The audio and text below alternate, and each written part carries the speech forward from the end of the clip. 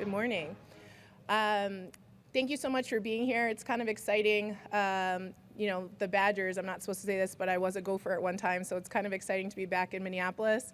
But I'm excited to start my second year here at Wisconsin. Any of you who have started a new job, year 2 is always better than year 1.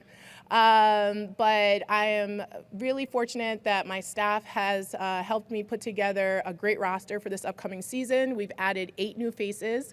I said it, 8 new people.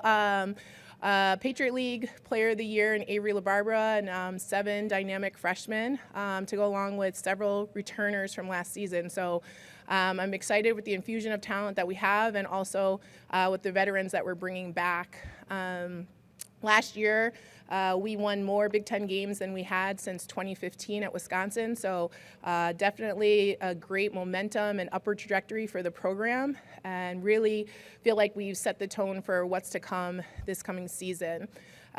Excited about our slate of games for this upcoming year. We get an opportunity to go down to the Virgin Islands for Thanksgiving and have a great 3 different opponents that we'll take on down there. And then also we get to do something and make history in the state of Wisconsin and play at American Family Field where the Brewers play on November 11th.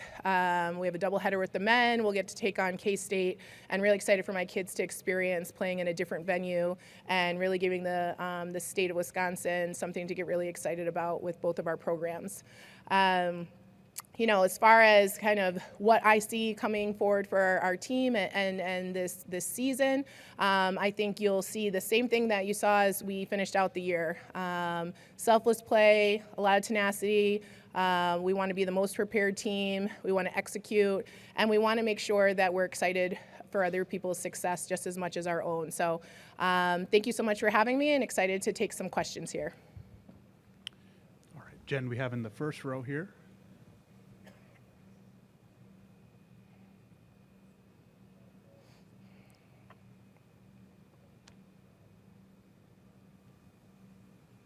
All right, Charles, I knew you wouldn't let me down.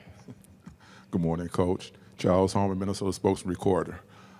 Twice this season, there will be 2 female black head coaches coaching against each other.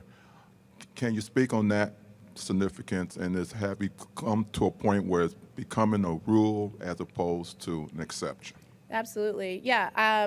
I feel an incredible responsibility as a black female here representing not only Wisconsin but in the Big Ten conference. Coquise, I'm excited. She's a friend. I'm excited to go against her and that she's gotten the opportunity at Rutgers. And I think that, for both of us, whether we're competing against each other or we're competing against other opponents on any given night, we have an opportunity to show what we're capable of doing, that we are coaches who also just happen to be black. And I think that for young girls, both black, white, or any other race or ethnicity, they need to be able to see us in these positions of power and understand that we can run a program, we can be successful, and we can do it with grace and with poise. Abby Schnabel, Wisconsin State Journal. Coach, Wisconsin as a program hasn't won more than 5 conference games since 2010 when they went to the WNIT. You guys won 5 last year. What are you doing to improve on that number this year? Partly is recruiting, right? We have to make sure that we continue to build a great group of talented players, but it's also the way that we're developing that talent. And for them to buy into that this is bigger than basketball, we're talking about leadership stuff, we're talking about making sure that we're giving back to the community. All of those things build into your culture and they build into a championship mindset. And so it's not just about X's and O's, but it's all those things that we're building, that they understand who we are and how we're going to do things at Wisconsin. And I think that will ultimately lead to more victories, both on the court and off the court. Morning, Coach. Good morning. Mark Stewart from the Milwaukee Journal-Sentinel. You've coached in different schools before. Every place is different. I guess I'm wondering what was maybe the biggest lesson or 2 that you got from year 1 at Wisconsin that you're looking to change or take with you as you move forward? I think probably the biggest one is my maturity as a coach, understanding that I've got to make sure I empower my players. And, one of the things, whether you're hiring people or recruiting players, you want to recruit really good people who are winners. Those are kind of the 2 ethos that I try to go by, and then we have to give them the autonomy to do their jobs. And so with our players, it's the same thing, right? I got to make sure that I go out and get really good players who understand what it is we're trying to do, but then I've got to let go of the reins a little bit and allow them to be who they are, play through some of their mistakes, but then ultimately they're going to gain confidence from knowing that I believe in them and we can take those steps together. Coach Moseley, thank you so much for your time. All right, thank you. All right, with the bow tie too? Okay, give the people what they want. That is Marisa Moseley coming off a great first year with the Wisconsin women. Speaking of great years, how about the Wisconsin men? Winning a share of the Big Ten regular season title last year, have done that in 2 of the last 3 seasons, made the NCAA tournament in 22 of the last 23 years. Now this year, Wisconsin does lose its top 2 scorers, including Johnny Davis, but Tyler Wall, Chucky Hepburn are back, both all Big Ten selections. Once again, here is Big Ten Commissioner Kevin Warren with more on Wisconsin men's basketball. The next coach to the podium will be Gard, who's the head basketball coach at the University of Wisconsin. Greg and his wife, Michelle, founded Guarding Against Cancer, which is an initiative that raises money for cancer research, and they've done a powerful job of helping those who are dealing with the unfortunate disease of cancer. They've raised more than $6.5 million so far. Coach Gard has been an outstanding coach in the Big Ten Conference. We are so happy that he's in the Big Ten Conference. So I welcome to the stage the head basketball coach at the University of Wisconsin, Gard.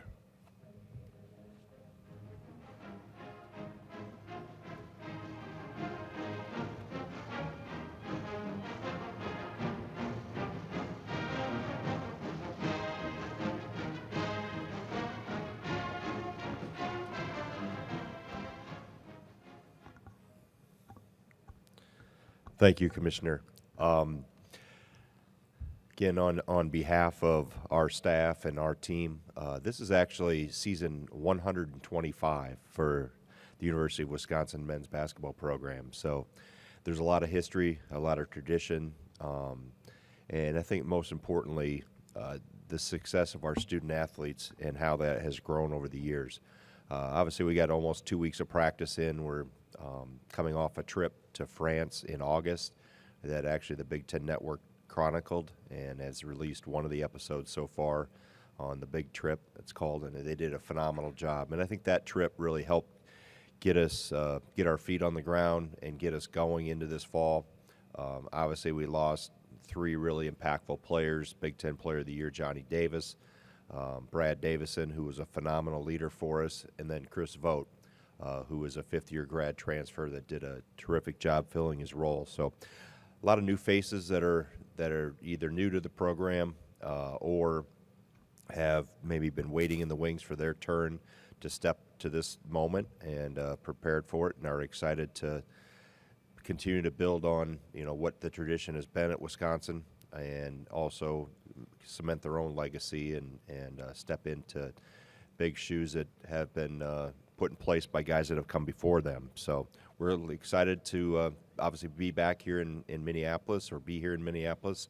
And I know our student athletes, the 3 that I have here with us, will represent us really well as Chucky Hepburn, Tyler Wall, and Stephen Crow are 3 returning starters that will do a phenomenal job leading this younger group. So with that, I'll take any questions.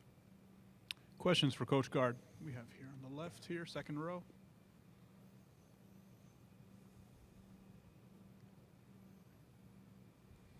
Abby Schnabel, Wisconsin State Journal. Greg, this is the second year in a row you've gotten to bring 2 brand new faces to the event. How special has it been to see Stephen Crowell and Chucky Hepburn step into a leadership role and be at this event? Because I know it's a sign of leadership. Yeah, I think it's, Chucky to take the keys like he did last year and be a starter as a true freshman, specifically at the point guard position. I thought he was so even-keeled and so calm and yet competed at a high level. He's in a much different role this year with Brad and Johnny moving on. So now he's in more of a, not only in terms of what happens on the court, but also the voice in the locker room. He has a bigger piece of that. And I think Steve is someone that, has transformed himself, even though he started all 33 games last year, has taken a huge jump forward in in who he is physically. And part of Steve's growth and maturity is his ability to lead and his voice. So this is always, some are obvious choices that I bring to this. Obviously, Tyler's been an all Big Ten player for us, but Steven also, it's a chance for him to, I think, grow in his leadership, and being at this event is part of that growth of leadership. Greg, Mark Stewart from the Journal-Sentinel in Milwaukee. If you believe some of the preseason rankings, your team's kind of in an underdog role this year. It's not the first time that's happened. I guess I'm just wondering, how much do you relish that? Is that maybe an identity you feel your guys embrace? Just can you speak to that a little bit? Where are we picked? Do you know where we're picked, Mark? Because I haven't seen anything. I don't. Yeah. Ninth? Yeah. Okay. A little better than last year, I think. Yeah. We were 10th last year. I never really get wrapped up into whether we pick first or 14th or anywhere in between, because at the end of the day, it really doesn't matter. You still have to go play the games. And I think last year, if there was ever a storyline that kind of washed all that preseason prediction stuff out, that was it. And I know you all have a voice in that and get to vote in your different polls and stuff, but I really don't talk about it. The players, I'm sure, see it. They don't live under a rock, so if they use it as motivation, great. But at the end of the day, you still have to go play the games, and compete and take them one at a time. I know that sounds cliche, but really, it's an approach we've used for decades in Madison. So regardless of where they have us picked, we had 20 Big Ten games coming in front of us and a tough non-conference slate prior to that. So I'm looking forward to it. I love the competition. Our players are very competitive by nature. And like I said, last year's group really was the poster child for, defying expectations and becoming the best you can be. And that's all we really concentrate on each day. Coach, how long have you been thinking about this game at American Family Field, and how did it come about? Yeah, this is 15 years in the making. Something back when Coach Ryan was coaching and I was doing the scheduling for him. It's a conversation we had every year, if not every couple of years, with, at that time it was Miller Park, with the people that run the stadium and then also the Brewers. And now for it to all come together, I think obviously I've seen it from the very beginning and all the roadblocks that came along the way. So to be able to have that, second game of the year on November 11th, to be able to showcase American Family Field against a really good opponent in Stanford, but for our players and for our fans, it will be phenomenal, because it's going to be a regional final type feel in that stadium. So to be able to put in the pregame tailgating, just like you're going to a Major League Baseball game, roof will be closed, obviously. But I'm excited to see what that looks like. I've seen a ton of different renderings and the makeup of it, but to be able to walk in there a day or two before and then experience that night, it's really special for our players and our fans, and one I know that Badger Nation hopefully will represent full throttle. Abby Schnabel, Wisconsin State Journal. Greg, the Big Ten has always been known for its bigs. You obviously have a great one in Stephen Crowell, Chris Hodges in the wings. But how important is it in this league to have a dominant big, especially in this age of positionless basketball? Well, I think every program you always look to make the most of the talent that you have. So we've had years where we've had multiple big guys. There's years where we've had one or maybe not a dominant big guy.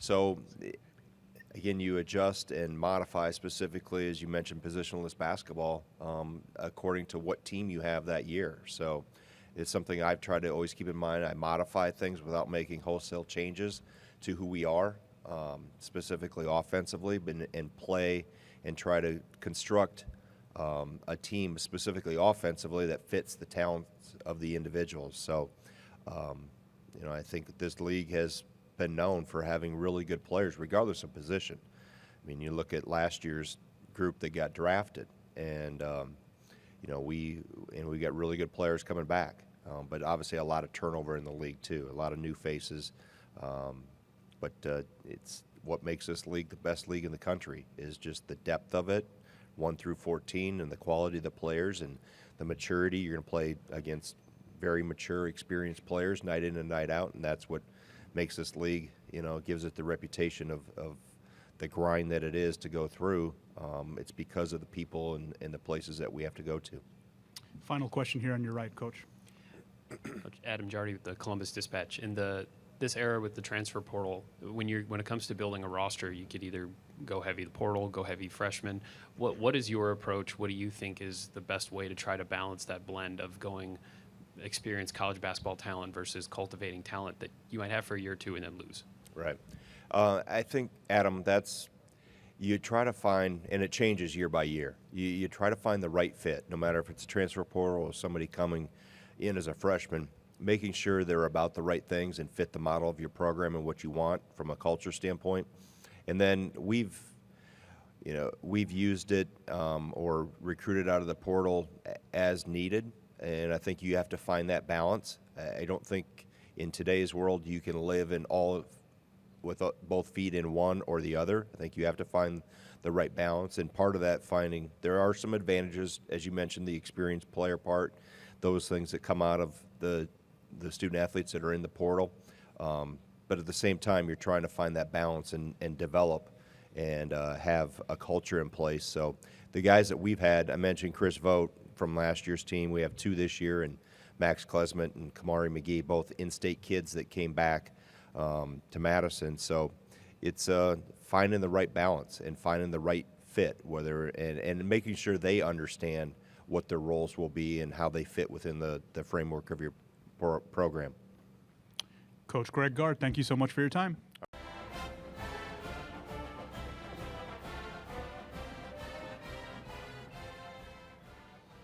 Good morning, and thank you to Commissioner Warren and Megan Kahn and the rest of the Big Ten staff that's worked so tirelessly to make this event possible. And thank you to everybody that's sitting out here today for covering our amazing, bright, talented, intelligent, creative young student athletes and telling their stories. We really appreciate you taking the time to shine some light on them. I'm incredibly blessed to be here today representing the University of Nebraska and this women's basketball program. It's such an incredibly fun team to coach on a daily basis. I pinch myself at how just awesome it is to come full circle after playing at the University of Nebraska to now be leading this program and getting to spend every day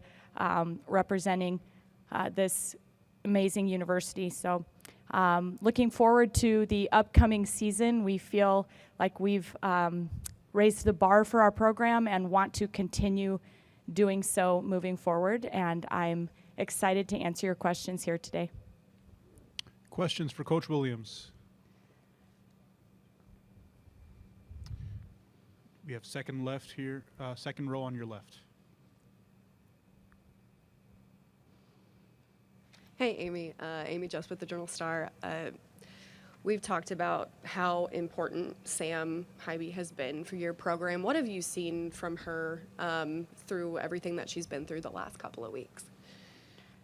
Hi, Amy. Thanks for being here. And yeah, Sam Hybe has been an incredibly important piece to our program. She came and chose to come to the University of Nebraska at a time where she had to really believe in the vision that we had, and then has just grinded through with us and stuck through a lot of ups and downs to really elevate and get us back into the NCAA tournament. So obviously it was quite disappointing for us that she would have to miss this upcoming season with injury, but I've just been so pleased with the way she's handled herself. I can't hardly put into words just how proud of her I am. Her approach, she has great mind space right now, great mental spirit. She's just approaching it the right way. And the other day I was having a academic meeting with Allison Widener, and she told me that she had lunch with Sam Hybe, and they'd gone out to eat, and Sam was talking to her about, the ways that she can step up, in that point guard position and elevate her game, and just showed incredible leadership. And I'm just so proud of Sam for stepping into that leadership role. And I know that the rest of our team really wants to lean into playing hard to just out of respect for Sam Hybe. All right, we have second row on your left. Hi, Amy. Jimmy Watkins, Omaha World Herald. What does this platform mean to you and your team? What can you guys do to, I don't know, spread the message about your program today?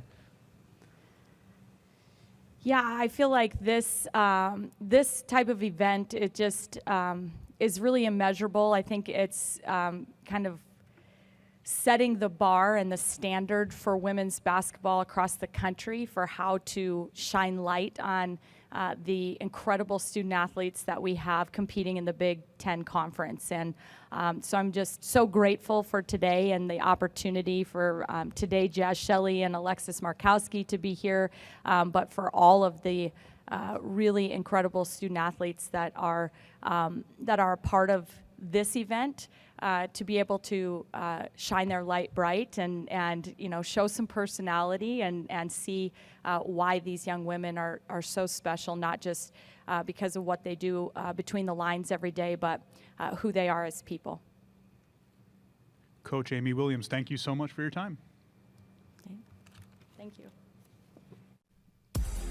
Nebraska women trying to build on that 24-win campaign of a year ago. Nebraska men's basketball trying to build on a busy summer in the transfer portal, adding 4 players, including Sam Griesel of North Dakota State, of course, Bryce McCowan's terrific talent declaring for the NBA draft after his outstanding freshman season in Madison. Good end to last year for Wisconsin, winning 3 of the last 4 games to end the season, including that regular season-ending victory at Wisconsin.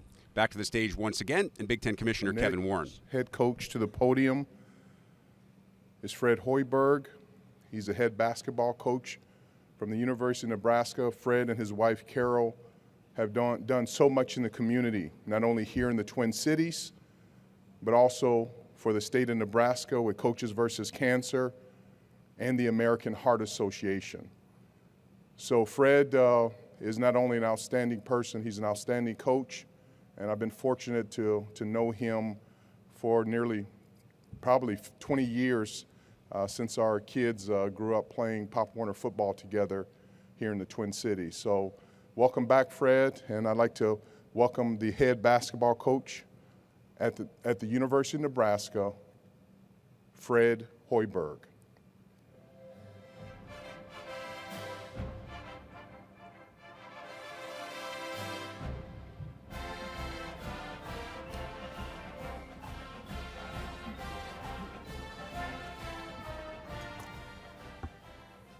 Well, thank you, Kevin. And, first of all, I just want to say how great it is to be back in Minneapolis. Some of my greatest basketball memories are in this building.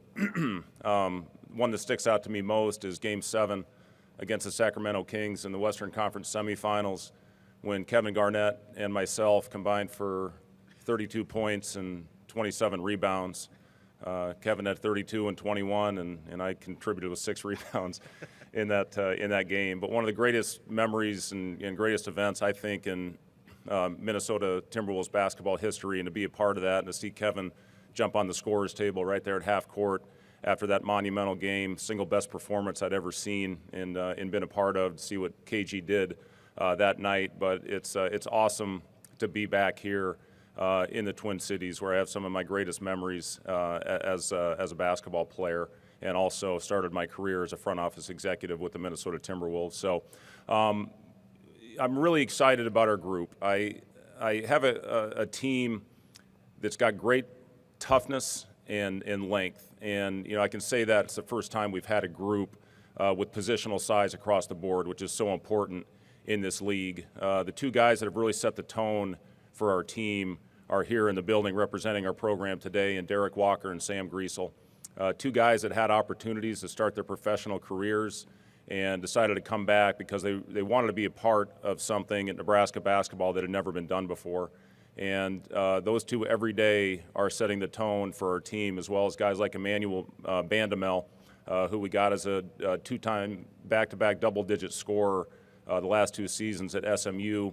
One of the greatest leaders that I've ever had, and that goes back to my really good teams at Iowa State with George Niang and Monte Morris, Naz Long, Matt Thomas, guys like that. I would put him up with any of those guys as far as being a great culture person for our program, and a guy that with Sam and Derek is setting the tone for our team. Every day these guys step on the floor, they compete, and I do know that this is a team that our fan base will be able to rally behind just because of the makeup and the character of this group. So excited about our team, and with that, I'll answer any questions. Questions for Coach Hoiberg? We have third row on your left, Coach. Hi, Coach. Kevin Sweeney from Sports Illustrated. I know you at Iowa State were one of the first coaches to really lean hard into recruiting transfers, and I'm curious now, with really everyone leaning into recruiting transfers, how much that process has changed versus when you first started doing it. Yeah, that's a great question. It's changed a lot, obviously, with the makeup of college basketball right now and the landscape of our sport with the transfer portal. And, you know, I look back at our first year, and we took over a program that had, I think it was 4 scholarship players when we took over. So I talked to our staff about finding a way as quickly as possible to get a group that could compete against the top teams in our league, against Kansas, Texas, you know, those types of schools. And we found that in the transfer market. I didn't say we're going to go out and, you know, take only transfers, but that's how we were going to at least be able to compete in the quickest way possible. And we got that with Royce White from Minnesota. We got it with Chris Babb from Penn State, Chris Allen from Michigan State, and Anthony Booker from Southern Illinois. And I could tell, seeing those guys, that was back in the old days where you had to sit out for a season before you were able to compete.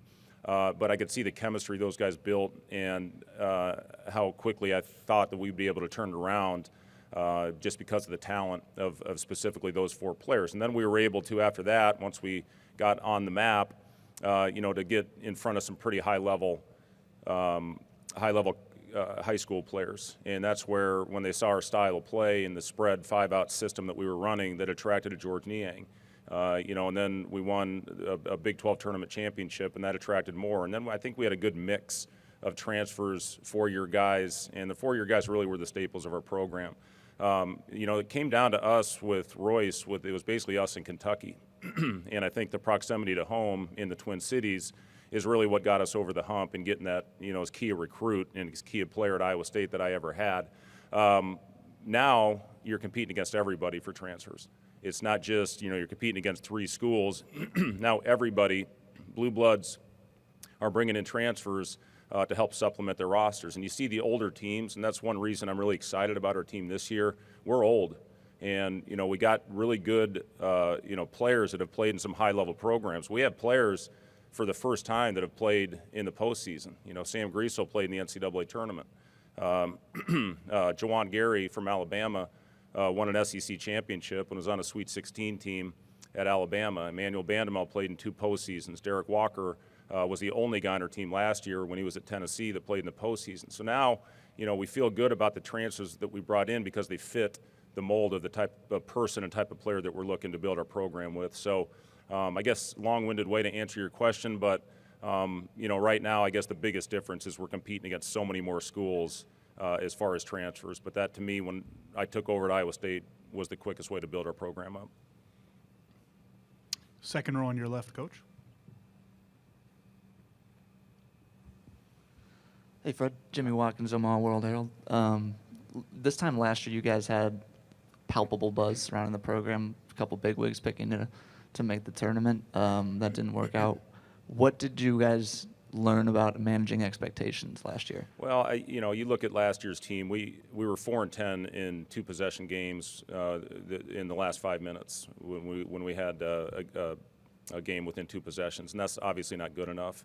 You know, you find a way to win some of those close games early, and we lost some heartbreakers, whether it was missed free throws or a missed blockout, little things that could have got us, I think, over the hump. And in this game, you know, going back in my experience as a player, if you're confident, you find a way to win those close ones. And by losing our close games early, that had us on the wrong side.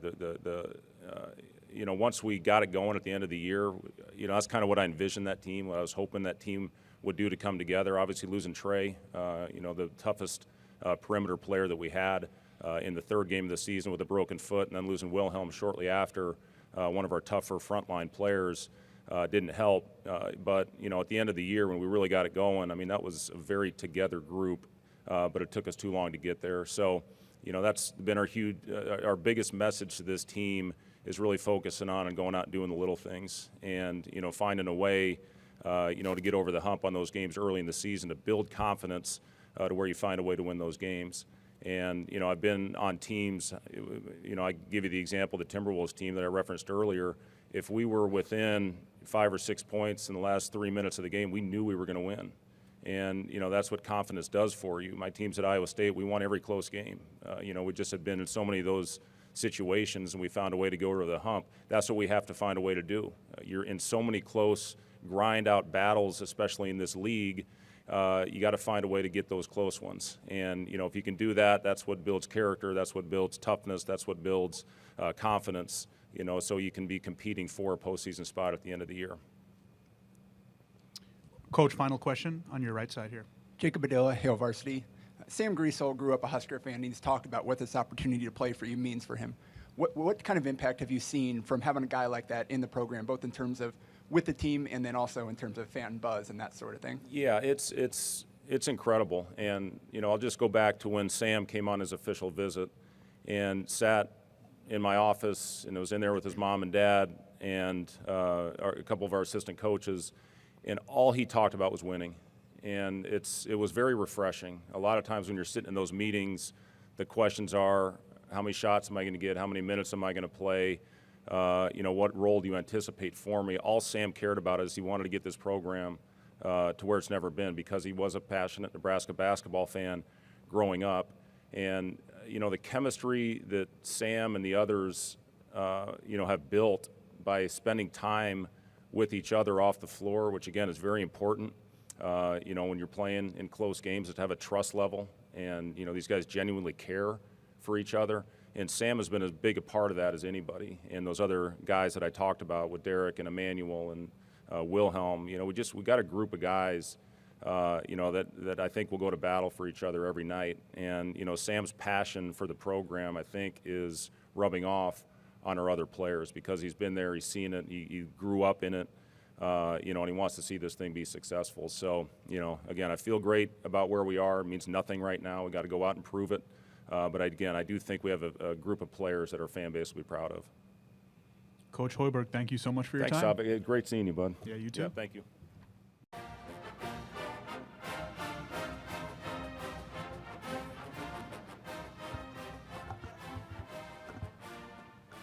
Good morning, everyone, and appreciate you guys being here. And thank you, Commissioner Warren, for the kind remarks.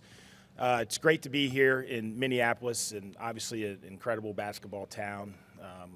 We were very fortunate. We just had the women's basketball Final Four here, which was a tremendous experience for the coaches and the student athletes involved. And I'm really looking forward to the end of the regular season and coming back here for the Big Ten tournament.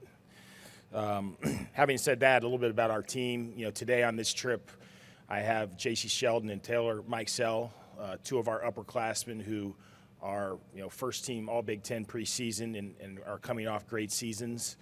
And they're going to kind of be the core of our leadership group in leading us in what I think could be an excellent season.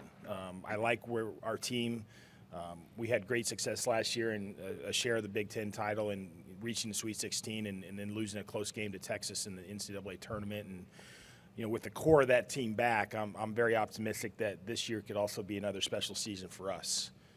We've got great kids. They've worked incredibly hard to this point. I'll kind of start with we have a very difficult non-conference schedule where we're going to open up with Tennessee, one of the best teams and most talented teams in the country. We're going to play at Louisville, who will be probably preseason top 10 in the ACC Big Ten Challenge.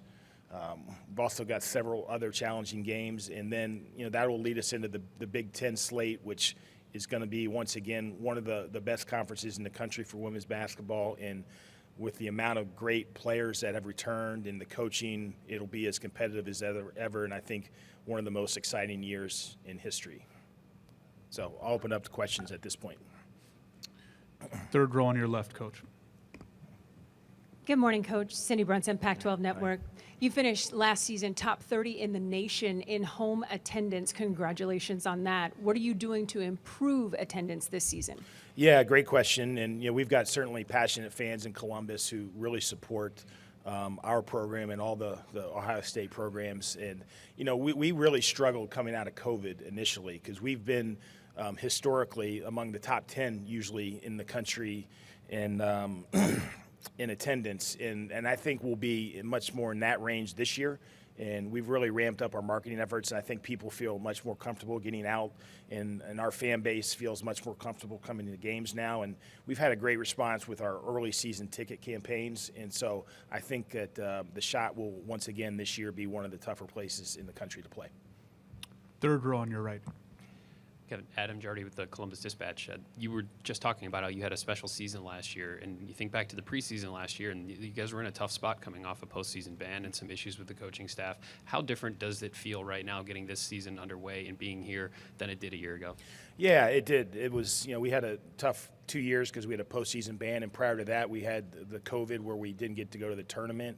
And then, quite frankly, we had a really tough early season injury with Madison Green going out. So, that I think speaks to the leadership and the resilience of our upperclassmen from last year's team. And I think that's what gives me, great optimism for this year is that we've got, some of the same kids with the high character that they have.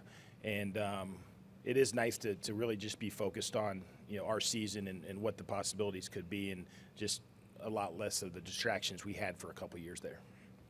Back left. Yes, Coach. Steve Hellwagon, 24/7 Sports, Bucknuts. Question I have, you brought up Madison Green, and you had one of the best backcourts around last year with Sheldon and Mike Selden. You throw Madison into the situation. First of all, is she healthy? Has she been practicing? And secondly, how does that impact what you're going to do with those three positions, I guess, and how you're going to play? Right. First, yeah, she's practicing. She's full go every day, and so she was incredibly diligent and worked very hard with her rehab, and so she's back and she looks very good.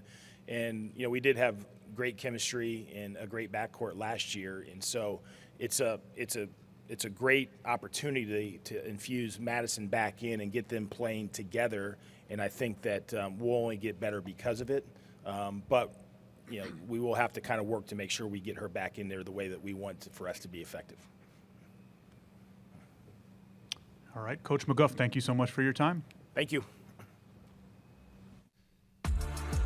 Coach Kevin McGuff and the Buckeyes 14-4 in the Big Ten last season, trying to build on that in 2022-2023. Speaking of building, Chris Holtmann and Ohio State men's basketball looking to do exactly that without E.J. Liddell and Malachi Branham, both declaring for this year's NBA draft. The good news is that Holtmann and his staff signed the Big Ten's top recruiting class and added some important transfers like Tanner Holden, who played at Wright State, and West Virginia star Sean McNeil.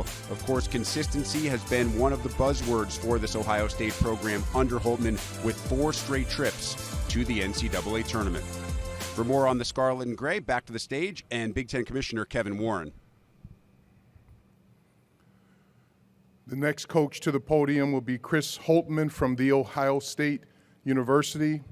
Chris and his wife, Lori, have been active participants in the state of Ohio and have done so many good things in the community. Coach Holtmann has an exciting team this year, and we're looking forward to seeing the Buckeyes play. So welcome to the podium, the head basketball coach at The Ohio State University, Chris Holtmann.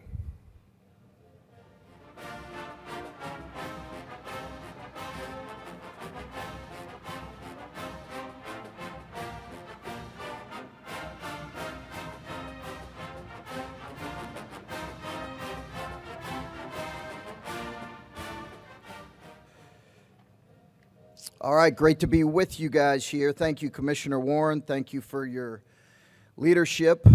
Appreciate the city of Minneapolis hosting Big Ten Media Day.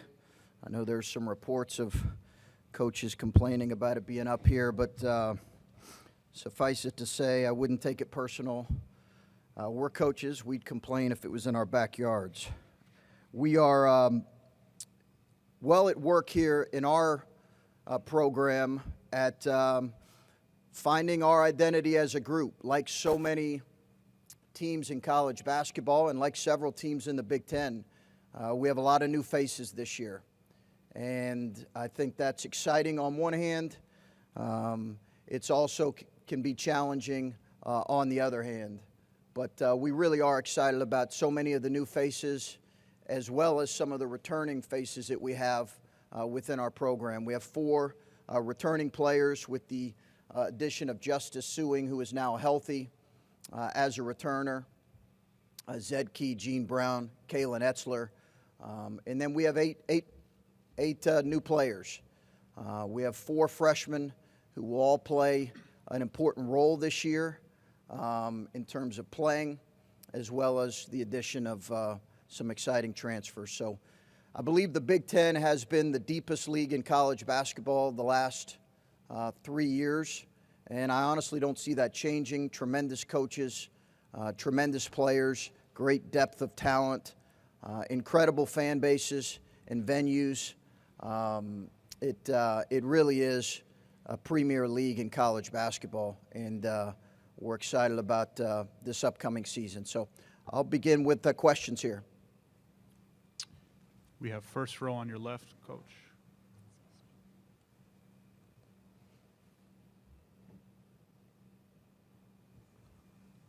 Griffin Strom, 11 Warriors. Coach, what does it say about Isaac and kind of your confidence in him and what he's shown you that you picked him to represent the program before he's actually played a game, obviously in scarlet and gray?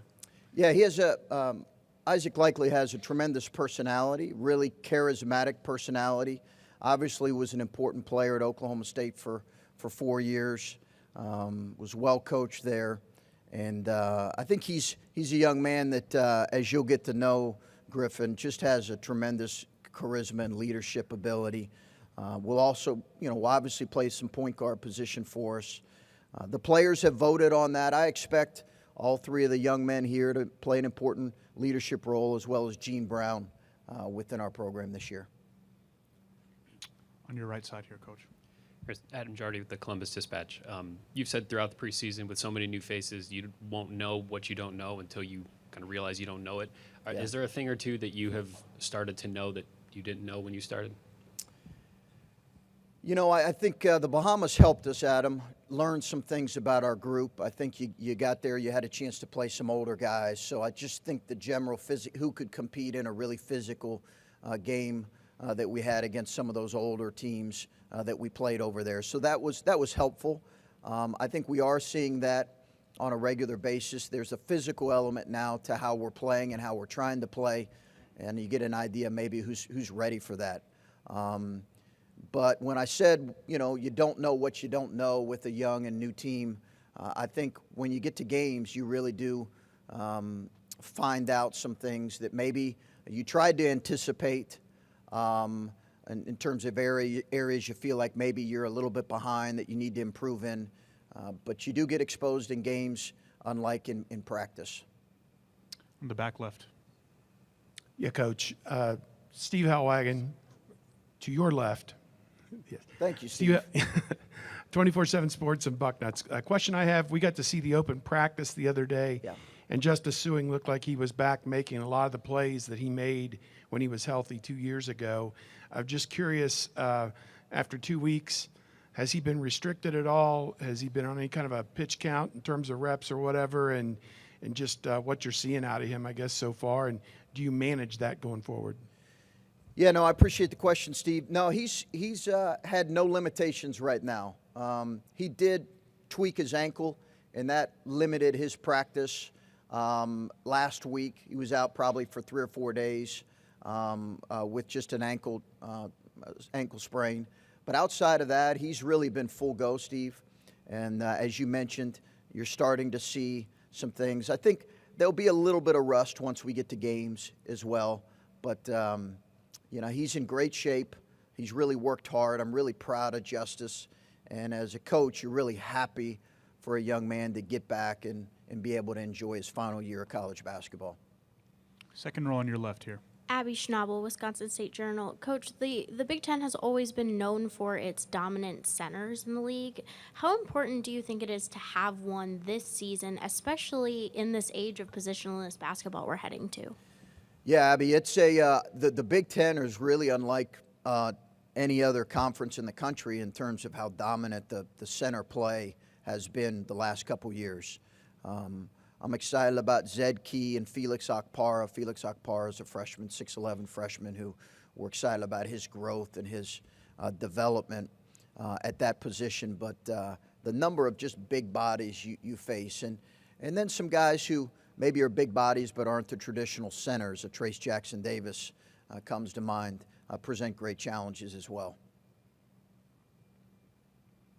All right, any final? Oh, we got third row on the right side.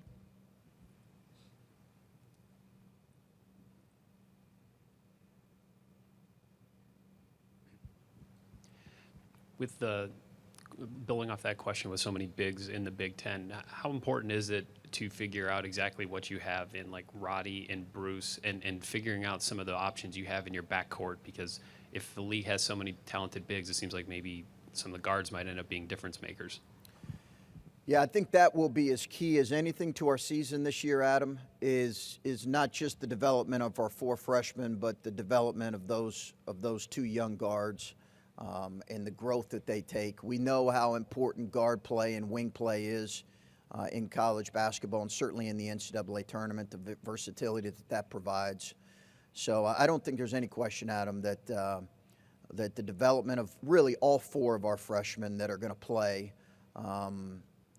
is going to be critical to this team, and just the growth that those guys experience. You know, I was asked the other day, do I see those guys developing at the rate that Malachi developed? That's a hard ask to put on guys. I think they have to run their own race, but we certainly are going to need important play from those 2 guys as well as all 4 of our freshmen this year. Any final questions for Coach Holtmann? All right, Coach. Thanks for your time. Okay, thank you. Next coach to the podium is really special here to the Twin Cities and a special friend, and was really blessed to see her play and lead. And you could probably name the target center here, the house that Lindsay built. And so Lindsay Whalen, who's the head women's basketball coach at the University of Minnesota, we have a special presentation to make to her. So I'm going to ask Diana Sable, our chief sports officer, and Megan Kahn, our Vice President of Women's Basketball, to come to the stage right now, and also Coach Whalen.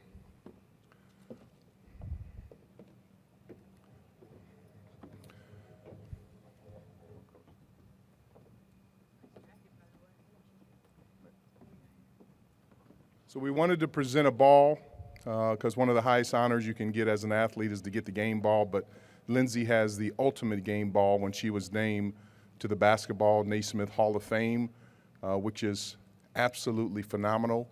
So we wanted to get a painted ball by a local Minnesotan artist to give this to Coach Whalen to tell her how much we appreciate her. So welcome to the podium, the head basketball coach at the University of Minnesota, Lindsay Whalen.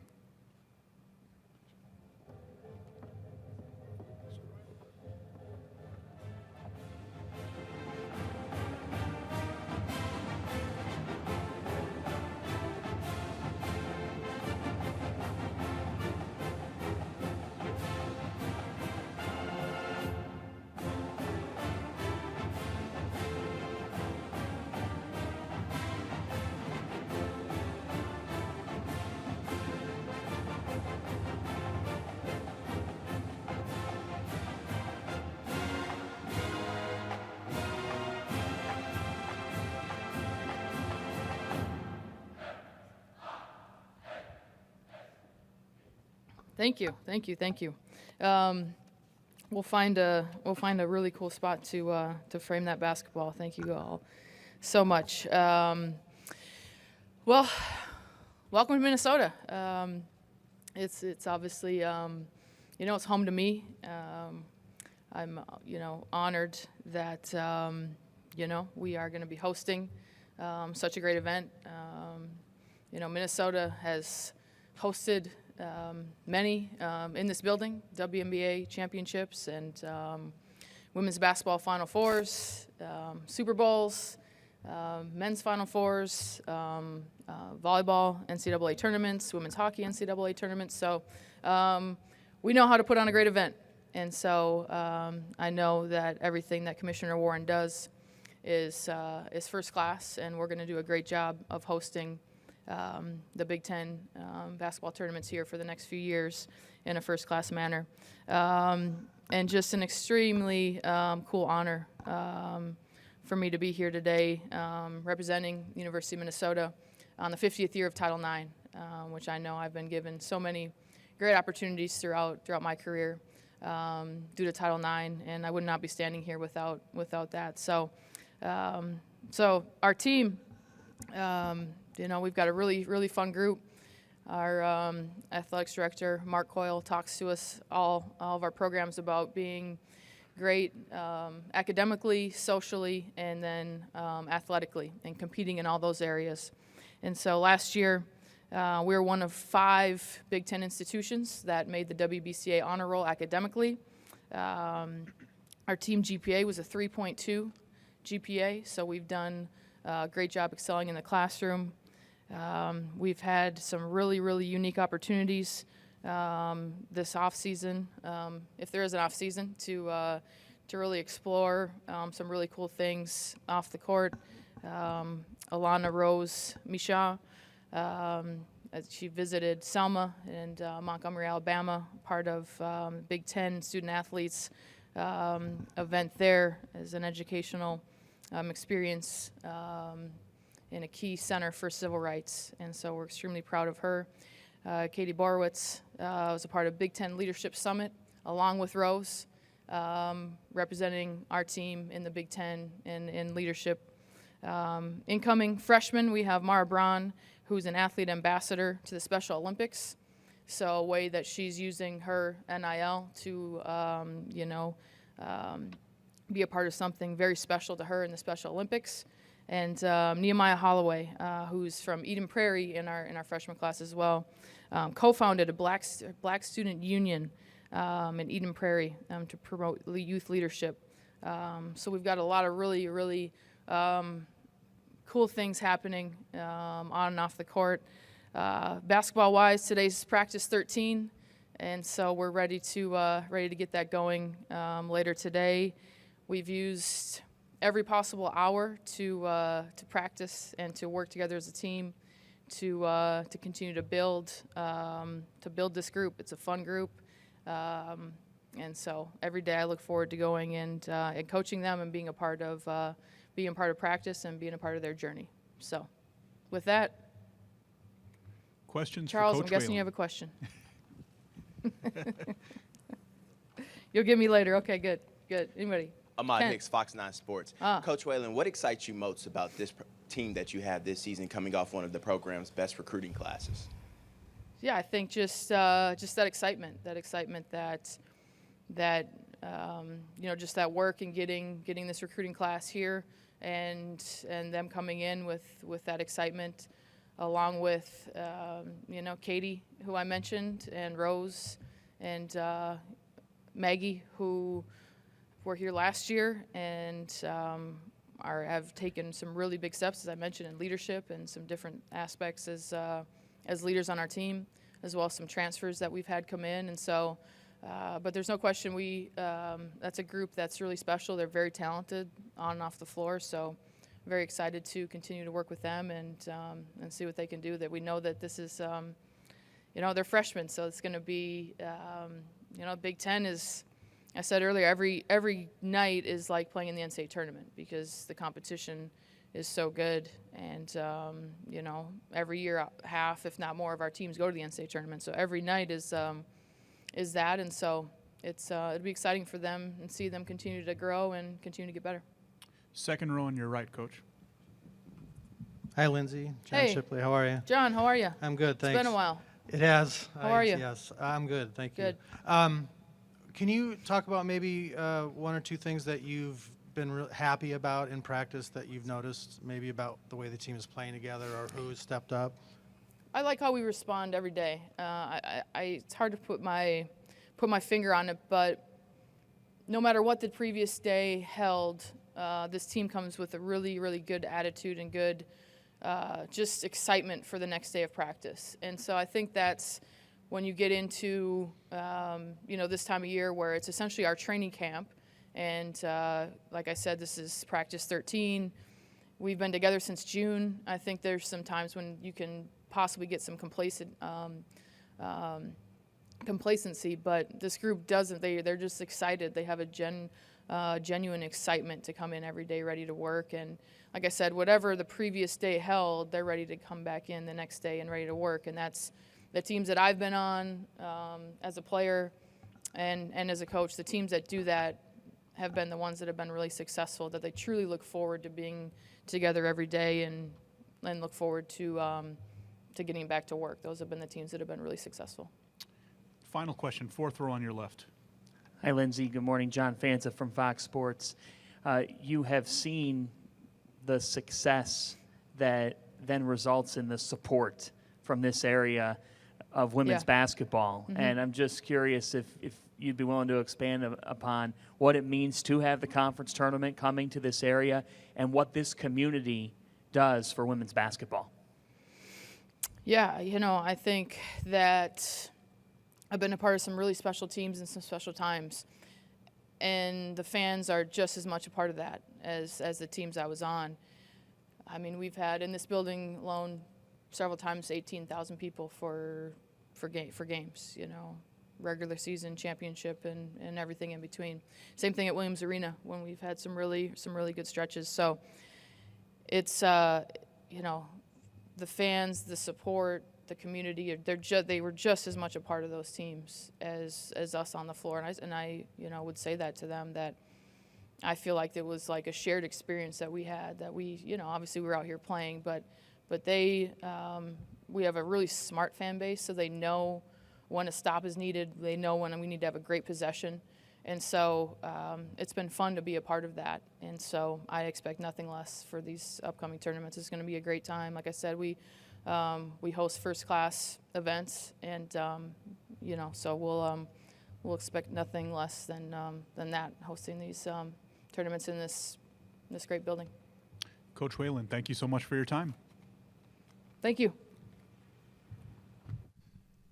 From one former Gopher student athlete turned head coach to another, Minnesota headman Ben Johnson dealt with more injuries than any coach in the nation last year, and now has to deal with the loss of 4 of 5 starters from last season and preseason injuries, sidelining at least 2 other players. Important transfer added from North Carolina in Dawson Garcia as Johnson gets set to begin season number 2 as head coach at Minnesota.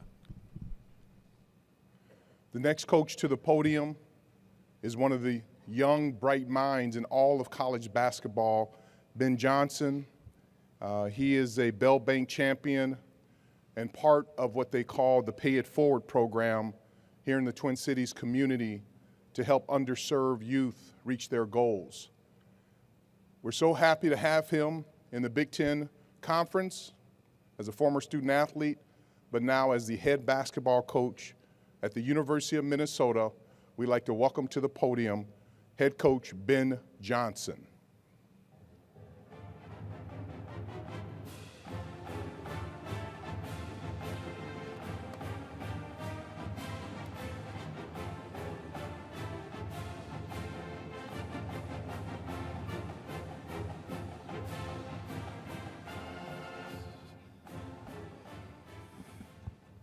All right, good morning.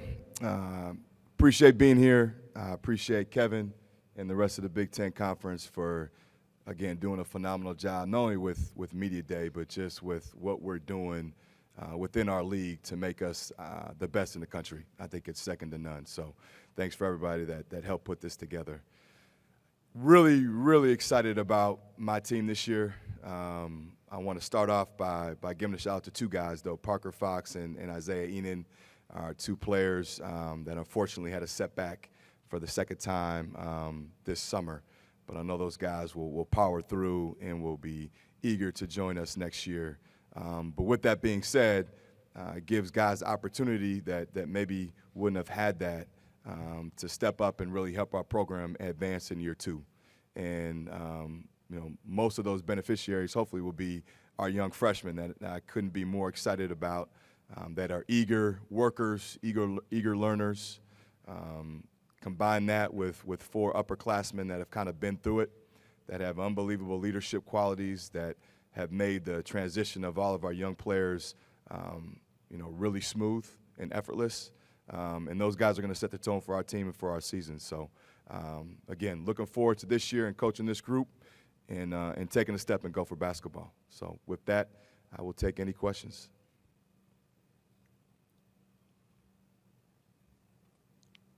We got third row on your left and then first row on your left. Good to see you, Ben. Marcus Fuller, Star Tribune. Ben, can you expand on the roles of some of those freshmen, particularly in the front court with some of the injuries that you've had? Yeah, I think the opportunity is the most exciting part, especially if you're those guys. And it's going to be, by committee. We've got more depth this year, which will help. And it's not going to be all on, one guy's shoulder. Obviously, adding a Dawson Garcia, a guy that's a proven player at this level, at the high major level. The tone he set with just his work ethic and how he is every single day, I think, that's been the biggest thing that we've taken as a team is, with Dawson and Jameson and Torres and Talon, teaching these young guys. And when I say young, I'm including Trayton Thompson in that. We got 6 of them. Teaching those guys just, how to compete every single day and to set that tone. Because when you have young talent, that's a good thing. But now it's like, can you combine that with the work ethic of what it takes to be competitive in the Big Ten? Coach Charles Holtmann, Minnesota Spokesman Recorder. At least 4 times this season there will be Big Ten games with 2 black head coaches on each sideline. Have we got to a point where this becomes coming close to being a rule as opposed to being an exception? I think, our league has taken a great step in the direction with just, diversity and inclusion across the board. I think now it's our job in the positions that we are to, be successful and do things the right way. But I think now in just college and athletics and hopefully in life, you're really starting to see the page kind of turn with just inclusion, and whether that's, black coaches in our league or adding females, what have you. I think our league has always been in the forefront of doing that. And, again, I think we all take pride in handling ourselves the right way and developing our programs and winning on and off the floor and setting a good example. Third row on your right side here, Coach.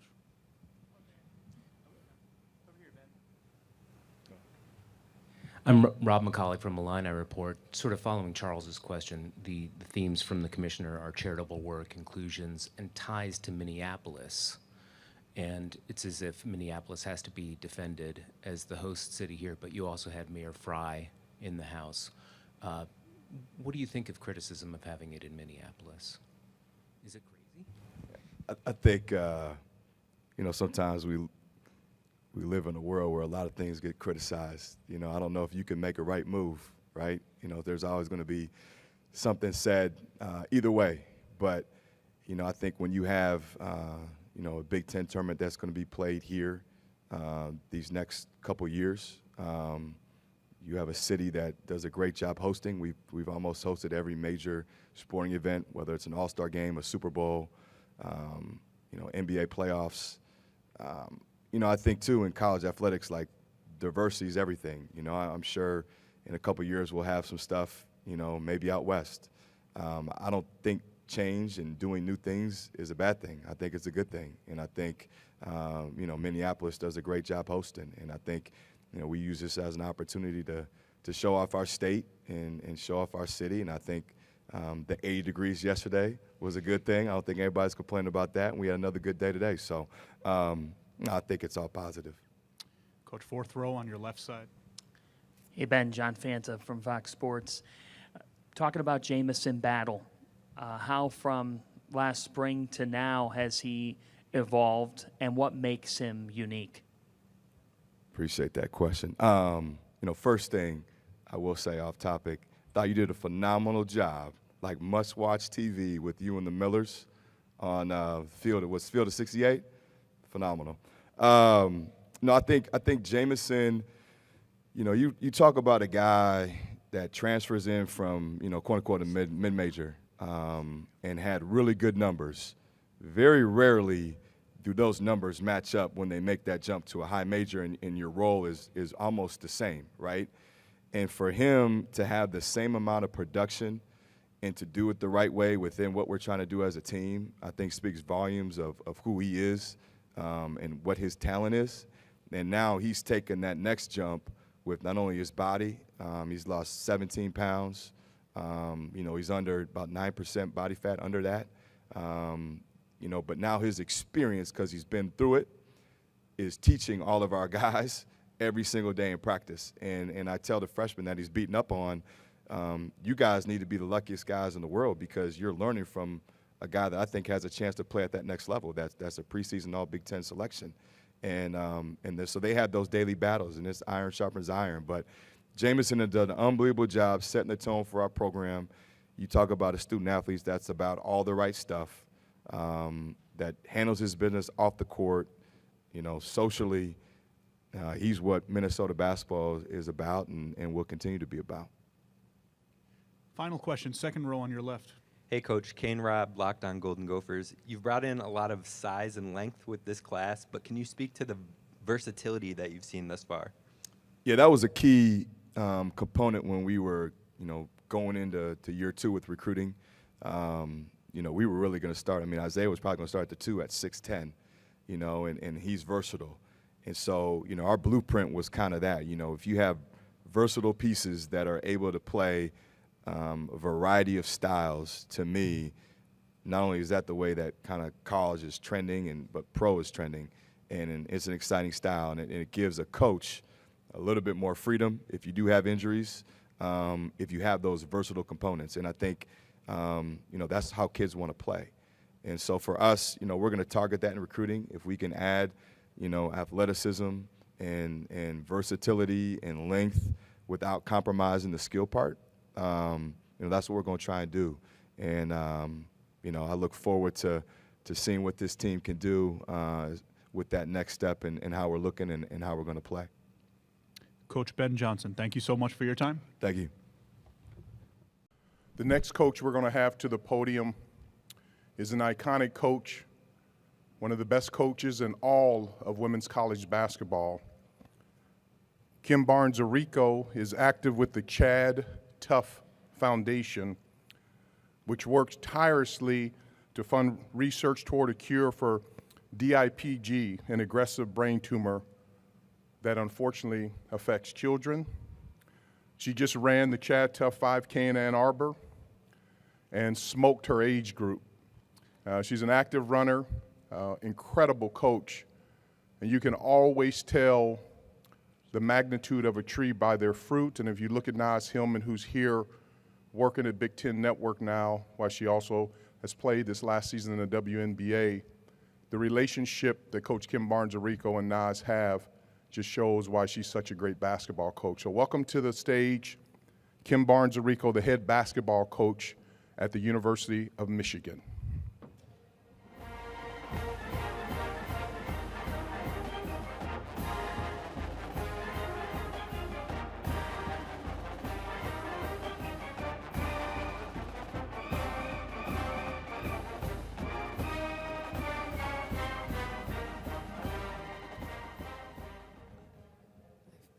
I feel like I should do our fight song. Well, thank you, Commissioner Warren. That was an amazing and embarrassing introduction. It is wonderful to be here today in Minnesota. I got a bunch of questions correct about the Twin Cities and the lakes, so I'm pretty proud of myself that I knew a little bit about Minnesota. Our league is absolutely incredible, and if you are a women's basketball fan, you get to follow the best league in the country. Back-to-back years, we had 4 teams advance to the Sweet 16, which is pretty incredible. And us at the University of Michigan made it to the Elite 8 last season, first time in program history. Obviously, we were led by Naz Hillman, who happens to be here today, and she is a wonderful player, but even a better person.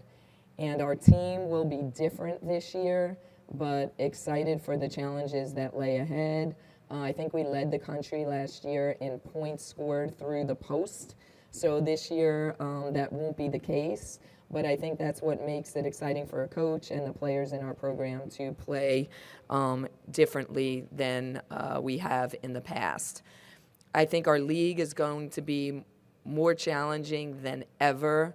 Obviously, you know, Caitlin Clark is a phenomenal basketball player, but I think from top to bottom, there are tremendous, tremendous players in our league as well as coaches. And I would not be surprised if we have a national championship ahead of us representing the Big Ten Conference. So just excited about this season, excited about our team. Probably be led by Leah Brown, who is a phenomenal guard, had a great season for us last year, but also Emily Kaiser, who's a fifth-year player, Naz's best friend, who decided to come back and is in the Ross School of Business getting her master's degree, but she's been practicing exceptionally well. And Layla Filia, who had a great freshman season for us this past year, is having a great start to her sophomore season in practice. So thrilled to be here today and excited to represent this incredible conference. Any questions? On your left, third row. Good morning, Coach. Cindy Brunson, Pac-12 Network. You got a transfer in Greta Kemp-Schroeder, your first All-American in Michigan's program history. What are you expecting out of Greta this season? Yeah, Greta has been phenomenal thus far. She's just fits the culture of our program. She's an incredibly hard worker. I came back the other night to pick up something from the office at 10 o'clock, and I looked into the gym, and there was Greta getting up shots. So she has just been unbelievable. She is a great scorer, high IQ player, can run all day. I think she's going to give us an additional, she's going to be able to play multiple positions for us, anywhere from point guard all the way through the 4. So she's just a great kid, great student, great family, and really going to give us something that we needed this season for sure. On your right, back row. Hey, Kim, Andrew Kahn, I'm live. Nice to see you. I'll be asking Juwan this too, but have you two ever discussed, or maybe have you even thought about, the two programs becoming, one of the best kind of tandems in the country? Yeah, it's funny. You see on social media all the time when your university or when your football program and men's and women's basketball program have great success. And fortunately, we have been one of those teams or one of those universities that has had tremendous success with our football program and our men's and women's basketball program the last few years. I think it's definitely something in the water in Ann Arbor. It's something that drew me to Ann Arbor, is the opportunity to be surrounded by excellence. And, you can go across the board from softball to gymnastics to football to men's and women's basketball. Every program has rich tradition and success. And Coach Howard is doing an amazing, amazing job. His young men are incredible people, and they really connect with our program as well. I say this all the time, but he's at all of our games. He's in the front row with Janine, and the guys are there cheering for our team. So we really try to support each other. I think, at Michigan we do that, and they just have a great thing going. And for both of us to have Michigan basketball having the success that it's had the last few years is really special. All right, Coach, thank you so much for your time. Thank you.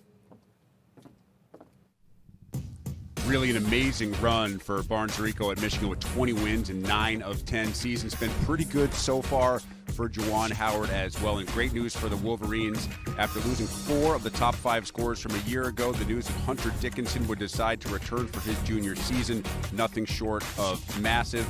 Princeton transfer Jalen Llewellyn comes in, as well as freshman Jet Howard, who the head coach knows fairly well. Back to the stage, Big Ten Commissioner Kevin Warren set to introduce our next head coach speaker.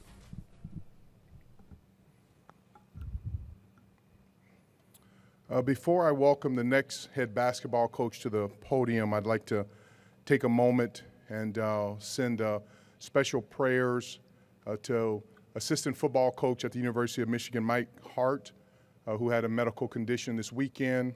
Coach Hart is back in Ann Arbor, but I just want him to know that even though this is basketball media days, we're a Big Ten family, and that we're all praying for him and wishing him a speedy recovery and thank him for all that he's done as a student athlete in the Big Ten and what he's doing now to make his student athletes special. So Coach Hart, get well soon. So with that, the next coach to the podium is Juwan Howard. Coach Howard has enjoyed an unbelievable NBA career, but what he's done outside of basketball is probably even more impressive. He created the Juwan Howard Foundation, which really focuses on at-risk inner-city young people by organizing clothing drives, donating funds to youth-oriented groups, including an adoption agency, a youth home, and the Boys and Girls Clubs. What's so impressive is that this foundation has helped support the placement of over 50 abandoned children into permanent homes. He and his wife also started the Juice Foundation, which pinpoints a healthy lifestyle to the essential key of beating cancer and raising awareness for cancer education. So with that, the head basketball coach at the University of Michigan, Juwan Howard.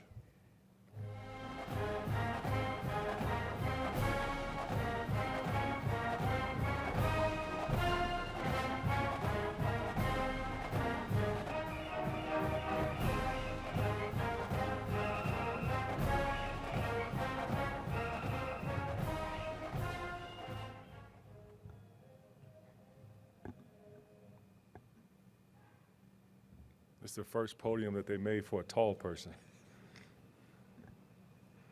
Good morning, everyone. So just like to open up for any questions. We have first row here.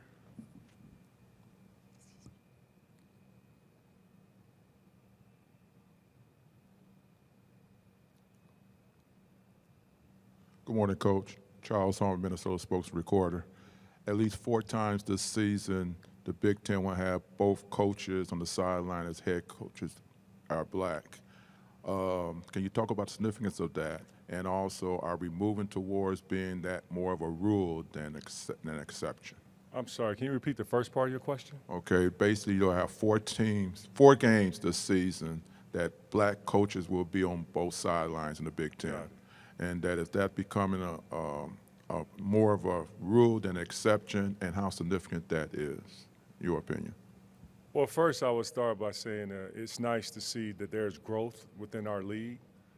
Being a part of the Big Ten Conference, which in my opinion, the best conference in college basketball with the level of coaching, great coaching, also some of the best talented young men.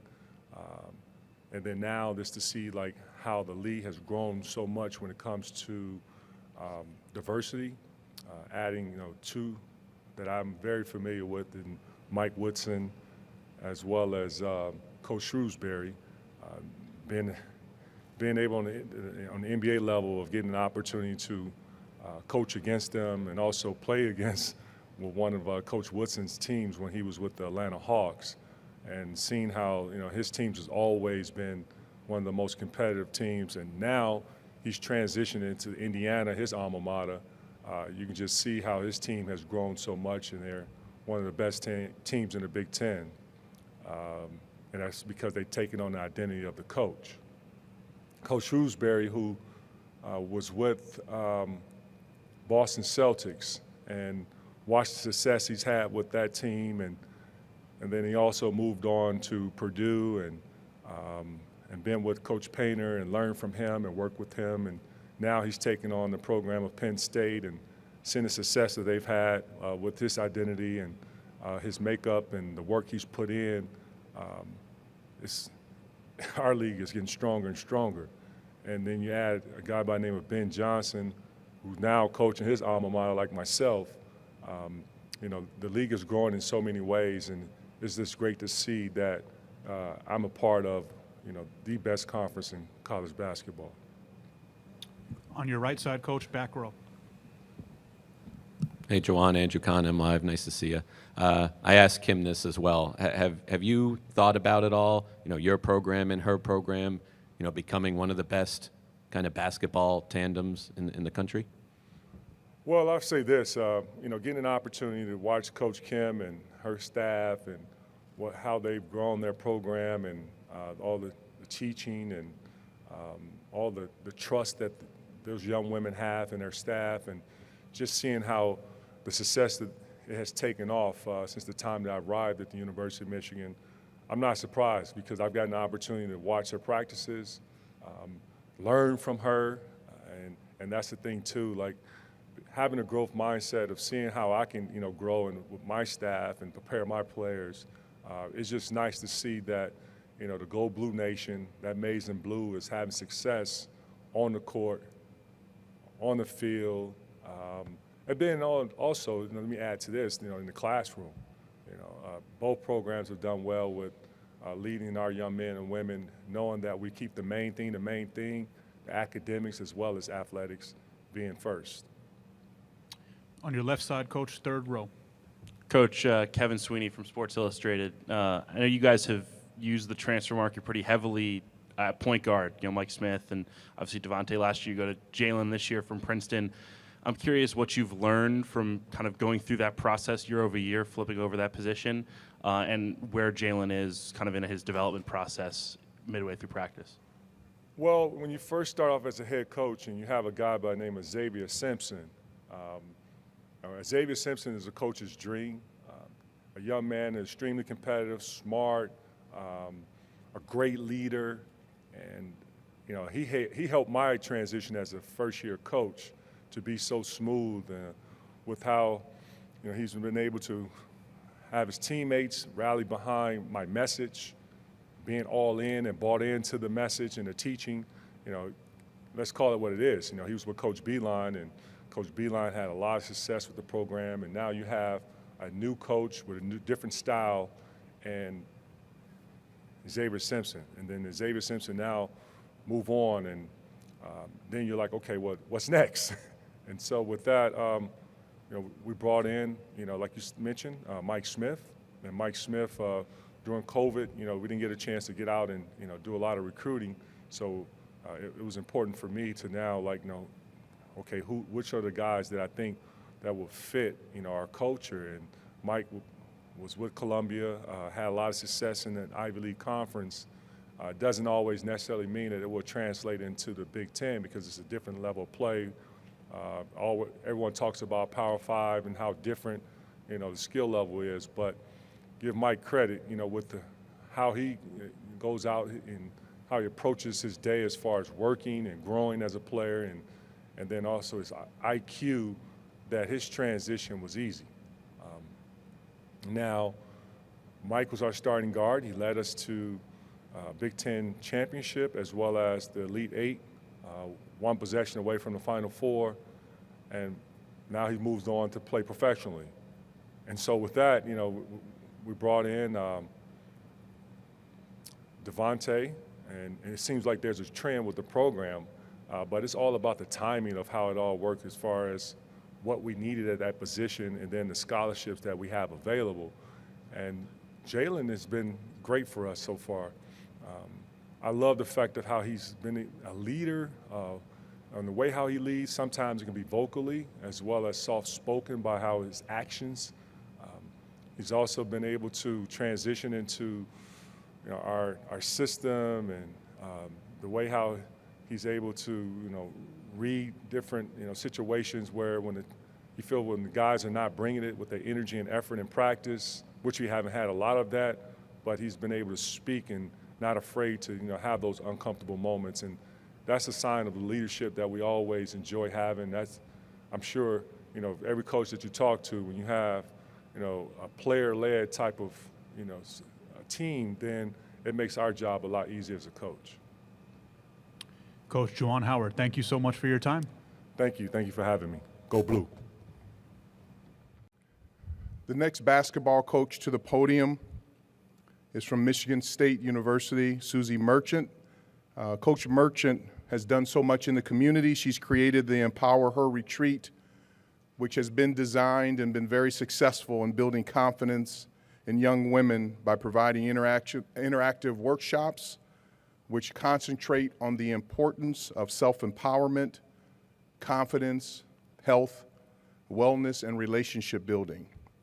She also, in 2019, was invited by current Michigan Governor Gretchen Whitmer to serve as advisory member on the Michigan Task Force for Women in Sports, which is dedicated to developing policies, programs, and recommended investments to promote and support opportunities for young women and girls in the state of Michigan.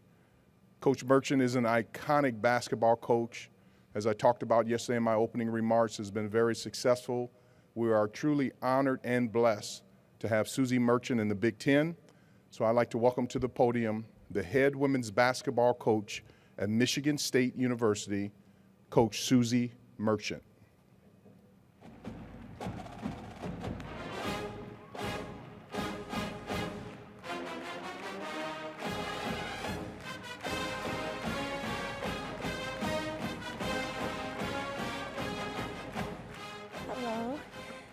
Is it morning? Sorry, good morning. Thank you for that introduction. I don't know if iconic means I'm old. Does that mean I'm old? I don't know. Okay, thank you. Thank you, I appreciate that. No, really, Kevin, thank you for those kind words. I want to thank you so much for your leadership, particularly in women's basketball. I mean, it is the year of 50th anniversary of Title IX, but since your inception here, the team you've put together with Diana Sabo and Megan Kahn, your commitment to women's basketball, we truly appreciate it. So thank you so much. Really appreciate it. Exciting to be here in Minneapolis. I was just saying to Kevin over there that Ariel Powers, who played for me, is a Minnesota Lynx player. And a year ago, I brought Nia Clouden, who was our first-round pick last year, up here to watch a game. And the energy in that building and the feeling of true avid women's basketball fans was really unique. And I've been in a lot of venues, but this town loves its basketball. And what I love about it, this town really loves its women's basketball. So we're excited for the Big Ten tournament and looking forward to a new venue. My team, so who did I bring with me here today? I brought Dee Dee Hageman and Matilda Eck, who were on the all-freshman team last year. Really, really significant players for us last year. I brought Tyre Parks, who's our anchor inside, as our center, and one of our transfers in Kamaria McDaniel. So all those kids that are here with me today will be very impactful for us this year. Last year was an interesting year for us. Being a point guard, it was the first time I've had to learn to play with 3 and 4 post players at a time due to our injuries. So the best news for us is we're healthy. I lost 3 starters, all at the perimeter position last year. Those kids are back with the inception of what we have coming back with our injured kids. And then we've added 3 impactful transfers in Kamaria McDaniel. So when she was here in the Big Ten, she was second in the Big Ten in scoring, was a first-team all-conference player, top 15 in the country scorer in general. We've added Gabby Elliott, who was on the all-freshman team at Clemson, a Detroit native, someone we recruited pretty hard out of high school as well. She was second in scoring in the ACC on her team at Clemson, just over 13 a game, and a stat sheet stuffer, I would say. You know, she can score it, she rebounds it, assists, steals.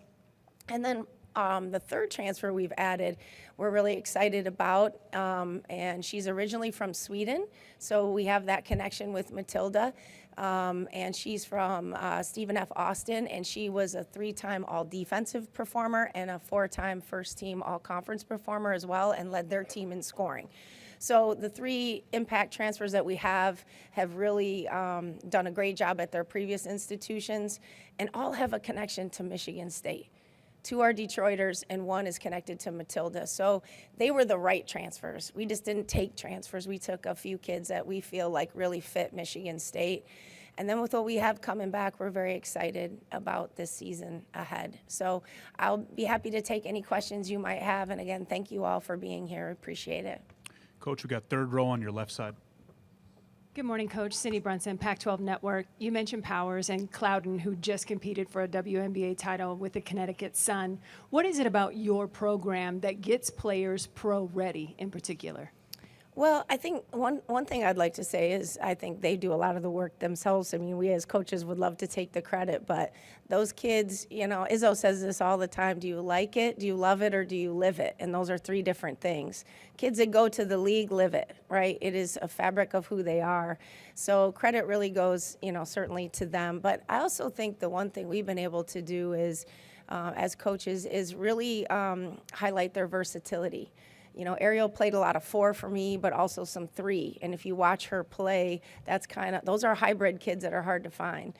Nia was a true point guard. We kind of moved a little bit to the 2 later in her career, which I think helped her become a better scorer and think without the ball in her hands and move without the ball in her hands. So I think some of the credit certainly, well, most of the credit goes to them, but also I think the versatility piece that we've been able to accomplish with them, I think shows the next level that they'll be next level ready. Thank you and welcome. Any final questions for Coach Merchant? Okay, thank you so much. Have a great day, everybody. Thank you, Coach. Michigan State women's coach Suzy Merchant finishing up her comments, and we're about to hear from men's basketball coach Tom Izzo, making the NCAA tournament for a Big Ten record 24th consecutive time last season. Michigan State will do it with new scorers this year, losing their top 3 point producers from a year ago, though Joey Hauser does return for his 4th season with the program, and a lot will be expected of Malik Hall, selected to the preseason All Big Ten team by the media. Our next coach to the podium is synonymous with Big Ten men's basketball, Coach Tom Izzo. He's been involved with the greater Lansing community for nearly 40 years. He and his wife started the Izzo Legacy to help support a wide variety of organizations in Michigan, including the House of Promise, which is a residential program to help address the needs for post-trauma survivors. Coach Izzo, as you all are aware, is the all-time winningest coach in Big Ten basketball. He's the dean of our Big Ten coaches and truly, truly lives the game of basketball, not only in the Big Ten, but around the world. So I'd like to welcome to the podium the head basketball coach at Michigan State University, Coach Tom Izzo.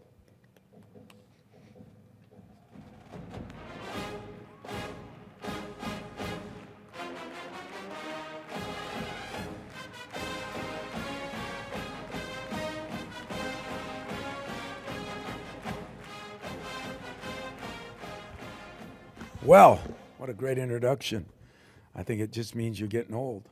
But that's the only way you accomplish things that last a lifetime. It's been an interesting time for all of us in college sports and college basketball in general, but I've had a pretty good summer. I've kind of enjoyed my team, maybe because there's not as many players as I've had. Got a little smaller roster, but at the same time, we needed improvement. We needed a little togetherness.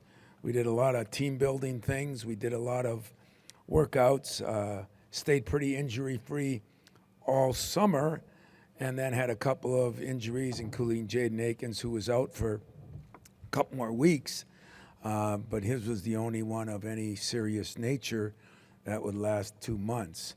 I think our biggest improvement, we needed to get better guard play. We felt like last year we just did not handle the ball, take care of the ball, and push the ball like we'd like to. There'll be times this year where we'll have 2 and even 3 point guards in the lineup. Maybe the weakness would be we're going to be very young and inexperienced at center, and every other position, I think we're going to be much more experienced. Joey Hauser had a phenomenal summer. I think he was one of those kids that COVID really hit hard. Did not have as good a year as first 2, but has had a great spring, summer, and fall. Malik Hall has done the same. Those are our 2 staples.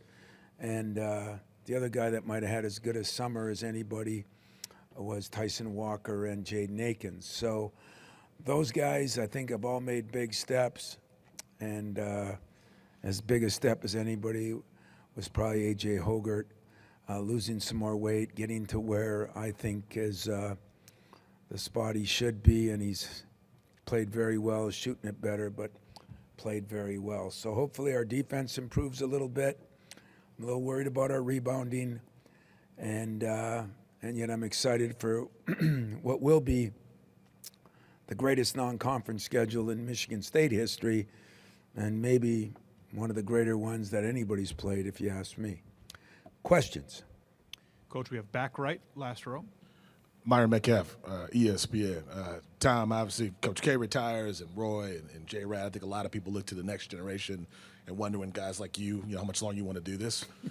How long do you want to do this? How much longer do you want to coach at this level? I'm going to stay in it, Myron, as long as you're here working, so you and I can have some talks. You know what? I look at it, and I got a lot of years to go to catch Coach K. I got a lot of years to go to catch Jim Boeheim. You know, friends of mine like Tubby and Roy, decided, but I got some years to catch them yet too, so I'm not quite as old as those guys, but I definitely have passed by Jay Wright, and yet one of my good friends and one of the great guys in our profession, and I'm going to do it like Jay did. When it's time that I don't enjoy it, or when it's time that I can't take a red eye from Vegas to Orlando, it'll be time to get out.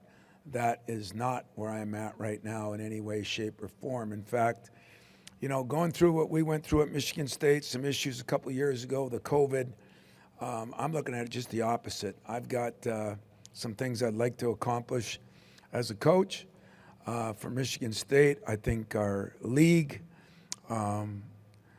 we have to win another Big Ten championship. We meaning Michigan State, but we meaning the Big Ten. I think there's some exciting things with our league that are happening on campus.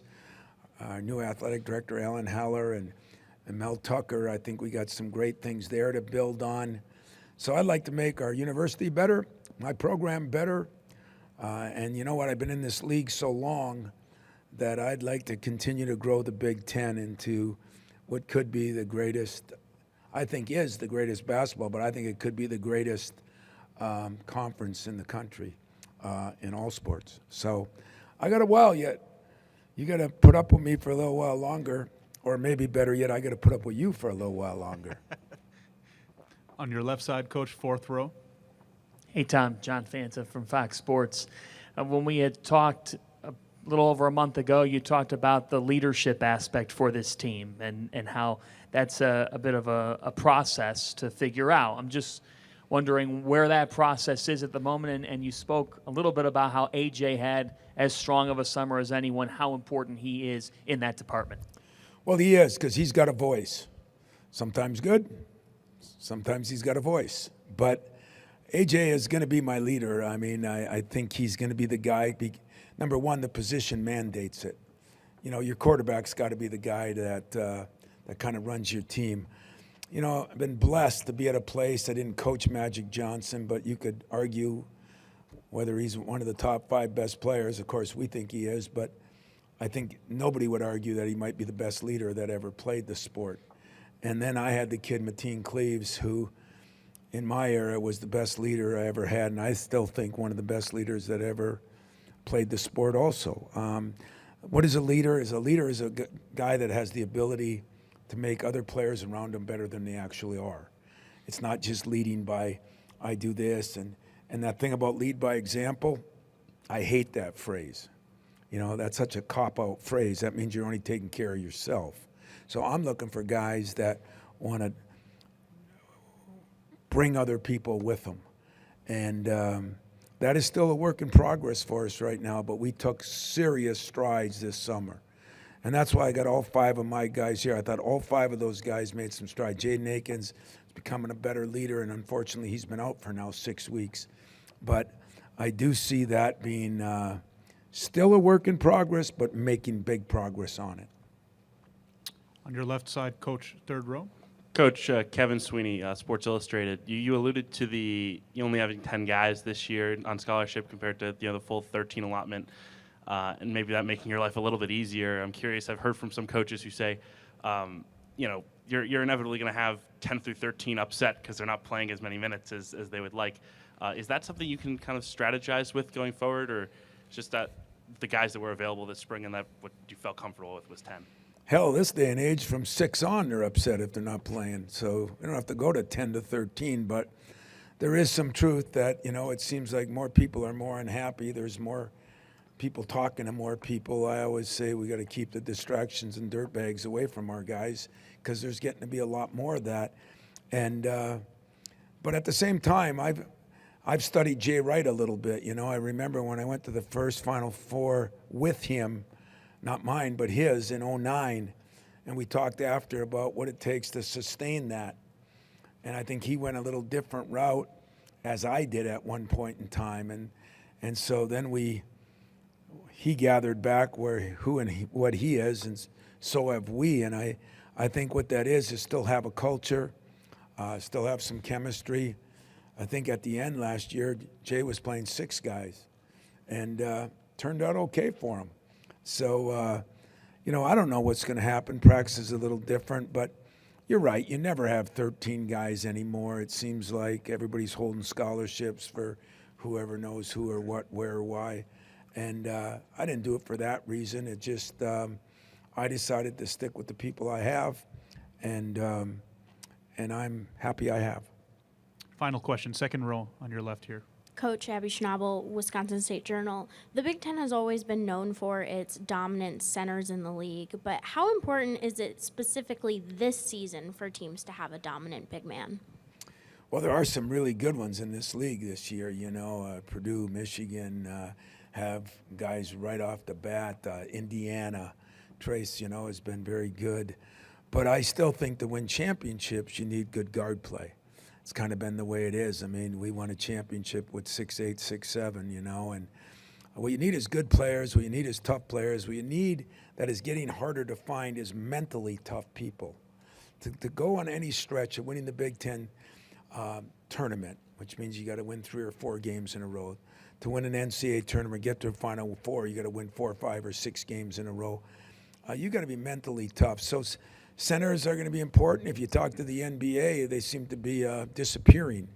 Draymond, my guy, is 6'6.5" and playing center half the time in the league. So I think players are important. I think toughness is important. You have guys that are maybe a little smart and rebound.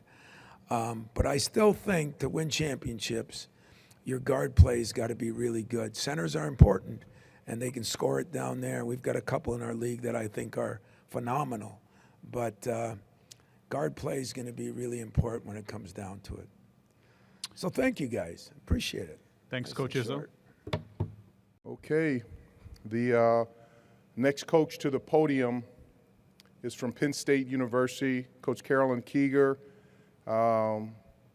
Coach has given so much back to the community in a number of ways, including participation with the Special Olympics, the United Way, the YWCA, and the Pennsylvania Pink Zone. Her Lady Lion program is also in the process of publishing a children's book that will deal with inclusion, and that will come out sometime within the next year. Coach Carolyn Kieger has been a member of our Equality Coalition at the Big Ten Conference office. I appreciate her passion, the way she coaches her student athletes, her leadership, but most of all, I appreciate her dedication to being excellent. So welcome to the stage the head women's basketball coach at Penn State University, Coach Carolyn Kieger.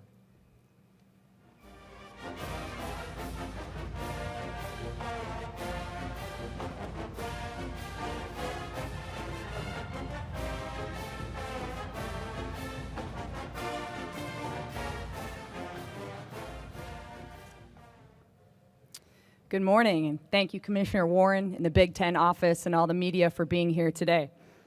I'm excited to be back home in Minneapolis. I grew up down the road in Roseville, Minnesota, so it's phenomenal to be here and be in front of all of you today.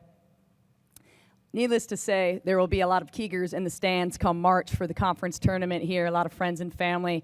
So we are thrilled that the season is right around the corner. We've been making huge strides as a program these last 3 years. And we believe this is the year that we're going to make a big turnaround. As hard as it is to be patient during a rebuild, we know that all the adversity that we've been through the last 3 seasons will be a catalyst for our success this year. The foundation is laid, the standard is set, and the culture has been driven by our leaders. We have had a fantastic offseason in the gym and in the weight room, and we know we're ready. Marisa returns to us as one of the best guards in the country. Her development these last 3 years has been remarkable, and I know our program are excited for her to get the national recognition that she deserves. Leilani Kapanis is another all-conference performer who returns to us as well. She's primed and ready, and I believe she's not only one of the best defenders in the Big Ten, but in the country. Anna Camden has been shooting lights out for us this offseason and continues to be our captain, our leader, and our culture driver. Jonasia Cash returns to us for her COVID year after being out this past season, and we're just thrilled to have her athleticism, her length, her speed, and her competitive spirit back with our team. And we are finally ecstatic to get Allie Campbell in a Penn State uniform. She's worked extremely hard to get back to 100%, and just like the All-American that she was in high school, I know she's going to do big things for us at Penn State. In addition, we welcome 4 transfers to our program who will be immediate impacts. And Tanaya Thompson joins us as a first-teamer from East Carolina. I think she's one of the most underrated guards in the country, and I'm excited for her to show her skill set at this level. Shania Pintu comes for us from Oregon and was a JUCO national champion, and her energy and passion has been infectious.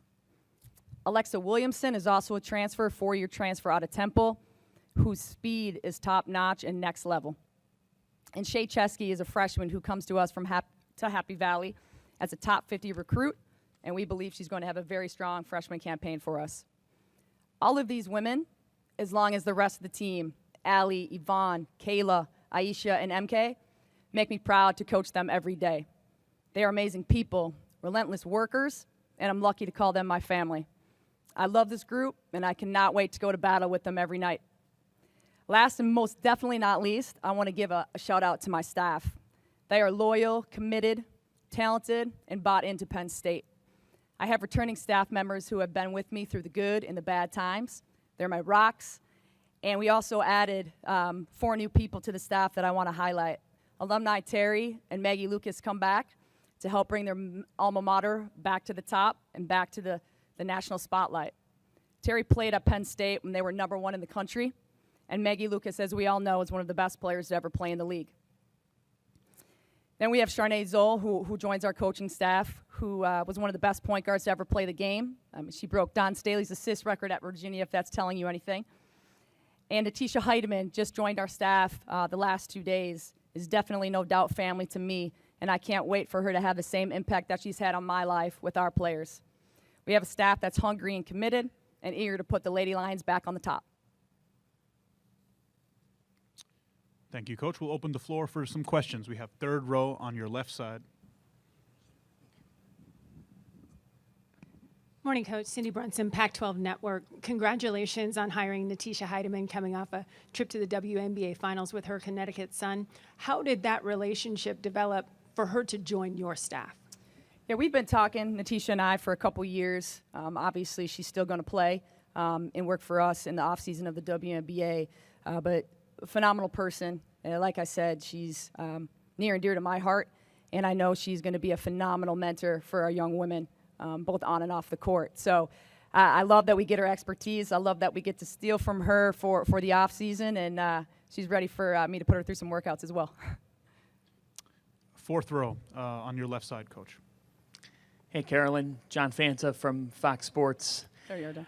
Tanaya Thompson, you said that she's one of the most underrated guards perhaps in the country. What makes her that?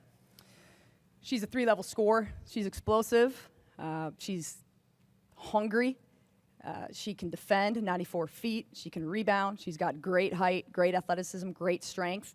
And most importantly, I think she's got a chip on her shoulder. Good to see you, John. All right, Coach, thank you so much for your time. Thanks, everyone. Penn State women's coach Carolyn Kieger already looking ahead with excitement to March's Big Ten women's basketball tournament here at the Target Center. Of course, the men come in 2024, and as for the Penn State men, beginning year number 2 of the Micah Shrewsberry era, and returning the top 2 scorers from last season, did lose Sam Sessoms, who decided to transfer in the offseason, and in his place added a transfer from Bucknell in Andrew Funk. For our final coach introduction of Big Ten Basketball Media Days, here once again is the commissioner. I have a few final announcements as we wrap up 2 great days with our men's and women's coaches and student athletes. First, again, I would like to thank Ben Olson, who has been our American Sign Language interpreter. Ben, thank you for your work. And I'd like to also thank Grace McNamara, who has been instrumental not only with all of our scheduling, but helping with the logistics, with the media here today. And then also like to thank Savik Patel, who's here on stage and by far receives the Best Dress Award. So Savik, please stand up. We're going to start giving an annual award each year. So Savik, we got to see the shoes too. And we got to appreciate it. Thank you for that. Savik, and again, congratulations on the birth of your baby.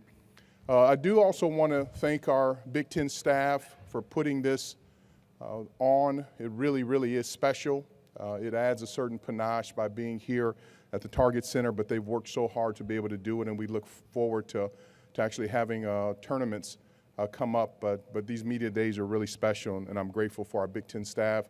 And then another thank you to TIAA again to be our sponsor and partner on our men's and women's basketball tournaments, but also our men's and women's basketball media days.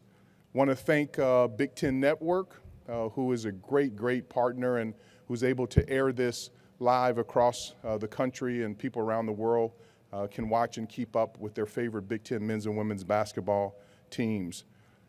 I'd like to thank our coaches, all of our administrators, our student athletes, our fans, but also most of all, I'd really like to thank everyone from the media here who's taken the time to come here today. There's so many other things that you could be doing, but thank you for being here to be able to tell the stories about Big Ten basketball and what makes our conference so very special.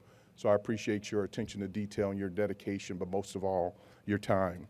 So with that, another incredibly bright mind in the college basketball coaching world. Micah Shrewsberry is the head basketball coach at Penn State University. He and his wife have done so much in the community with Coaches versus Cancer, which has raised over $3.7 million to date. He has also done back-to-school shopping sprees for local youth who are struggling to get on their feet, and also done school supplies, gifting and donation to local students who are scheduled to return back to school. And he's very active during the holiday season. He's done a lot in the community. We are so honored and blessed to have him in our conference. He had a great season last year. It was exciting all the way down to the last bounce of the ball. And I know he's excited about his team this year. So with that, I'd like to introduce head basketball coach at Penn State University, Micah Shrewsberry.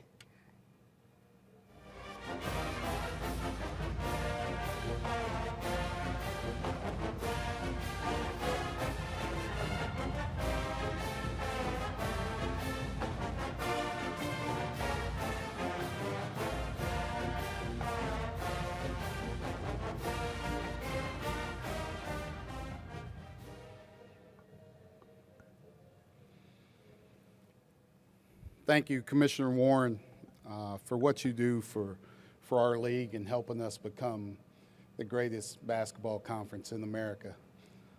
Also, congrats, Sophic, stealing my swag. There should be a recount here. We're going to go back and check this about the best outfit. I like you. I like you, though. I'm proud to be here as a head coach in the Big Ten Conference. I grew up in Big Ten country. I said it last year.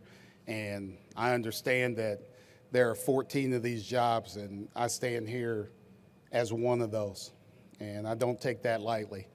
But I'm also proud to stand here and represent Penn State University. And Penn State took a chance on me last year, and I wake up every single day trying to repay that and get our program to the top of the Big Ten. That's all I'm thinking about every single day. I have a staff, the guys that are back in State College right now, that work in that same manner to do what we need to do for us to be successful, to challenge and be at the top of the Big Ten. I understand that everybody gets up here is excited about their season and excited about the guys that they have. I know Coach Painter talked about it yesterday, like nobody's had a bad summer. But we've grown from year one to year two. And having continuity is huge in this time. Even though we have 8 new players on our roster, having the other guys, the other 5 guys that were with us last year, it makes it easy. Staff continuity makes it easy to continue to do what we did. And that was lay a foundation of how we wanted to play and lay a foundation that we're going to be a hard team to play every night out. It starts with the 2 guys that are here with me. Jalen Pickett and Seth Lundy are both sitting out here. I think those 2 guys are 2 of the underrated defenders in this league and in this conference. I think when the voting came out last year, I don't think they got just due for what they did on the defensive end of the court.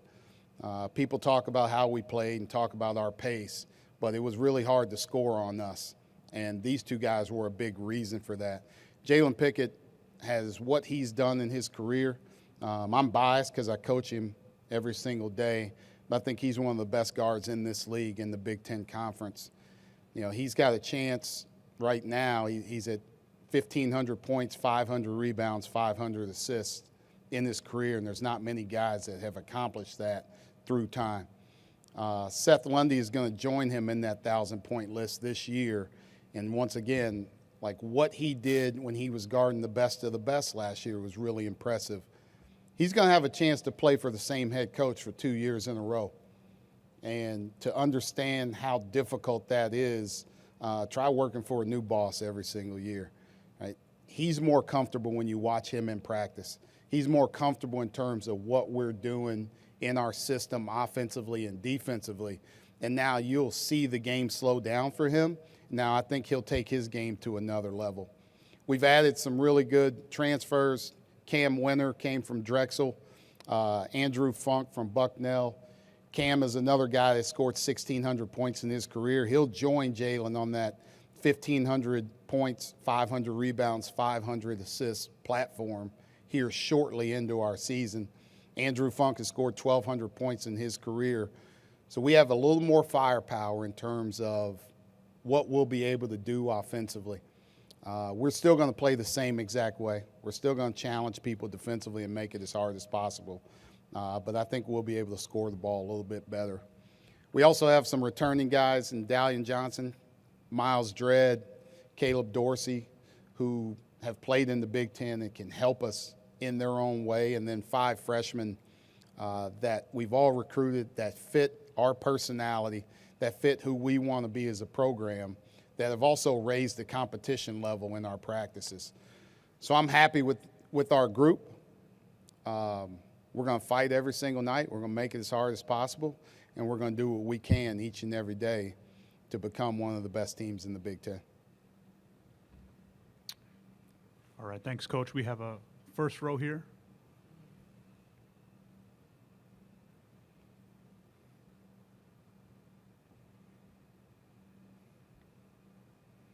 Good morning, Coach. Good morning. Charles Holtmann, Minnesota Spokesman Recorder. Sometime during this season, there'll be at least four games where there'll be two black head coaches on each sideline in the Big Ten. Could you speak on this, the significance on that, and are we coming closer to the time where this could be more of a rule than an exception? I think last year, with three black head coaches joining the Big Ten at one time, with myself, Ben Johnson, Coach Woodson at Indiana, we still have steps to take. We still have progress to make. But I think during those times, I think representation is one of the biggest things that you can have.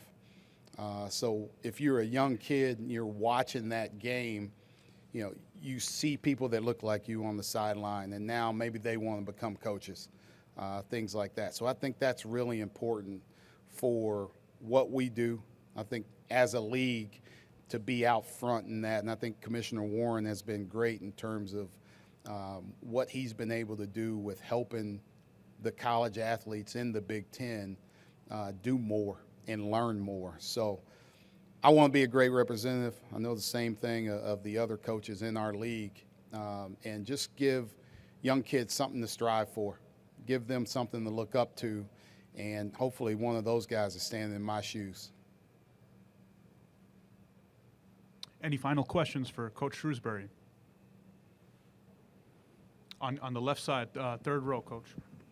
Good morning, Coach. Cindy Brunson, Pac-12 Network. What did you learn about yourself in year one that's going to help you here in year two?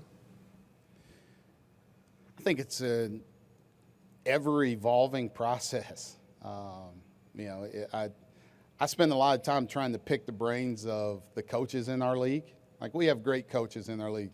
We have great welcoming coaches in our league. And even though we're all competitors, you can reach out to any of them and ask them for advice. Myself, I think I don't think I'll ever be a finished product. I think Coach Izzo would say the same thing even now. So growing each and every day, I think, decisions, delegating, whatever it may be, it's still going to be a process for me that I'm still trying to learn. I'm still trying to grow. Like, I want to be better for our team every single day, right? How do we turn? We had 6 losses at 6 points or less last year. How do we flip those to wins this year? Like, how do I change practice to make us better in those late game situations so we change those to wins? That's always a process that I'm trying to learn. Year 1 to year 2, I'm way more comfortable. I can tell you that. I know my way around campus. I might not know the street names around campus, but I can get there when I need to. I know the places I like to eat and everything else. But I can say a drill and everybody kind of knows it. Our staff knows it. We're growing as a program, going into these Big Ten, taking our team into Big Ten arenas. It's not the first time that we've done it. So that part of it, we'll feel a little better about. But I still got a lot to learn. Any final questions for Coach Shrewsberry? Oh, we got one more here. Third row on your right. Micah, Rob McCauley, Illini Report. You're an Indianapolis guy. The Big Ten often has these things in Indianapolis. Some people were saying Minneapolis, not as good. But obviously the conference wants to expand all around the country. What are your thoughts on it? Playing in the Big Ten and us becoming, when you're the best league in the country, you go to different places. I'm biased, right? I'm from Indianapolis. I wish I could go home every single time because my parents are there and get a chance to see them. Chicago's a great town where our tournament's going to be. There's great basketball people there. There's good basketball here in Minnesota as well. And being able to move our conference tournament to different places, or being able to move our media day to different places, we're the Big Ten. Like, people are watching. No matter where it's at. If they're not here, they're watching it. They know what we're doing. So wherever they have it. If they had it in Alaska, I'd be proud to represent the Big Ten in Alaska too, if we had some teams from there at some point in time. But this is a good event. I trust our league. I've only been here, head coach for a year. I don't have much say in what we're doing. I just follow along with guys like Coach Izzo and Coach Painter. But I trust our league. I trust what we're doing. And if this is the best for the league, then this is what we're going to do. Coach Shrewsberry, always a pleasure. Thank you so much for your time. Thank you. We are.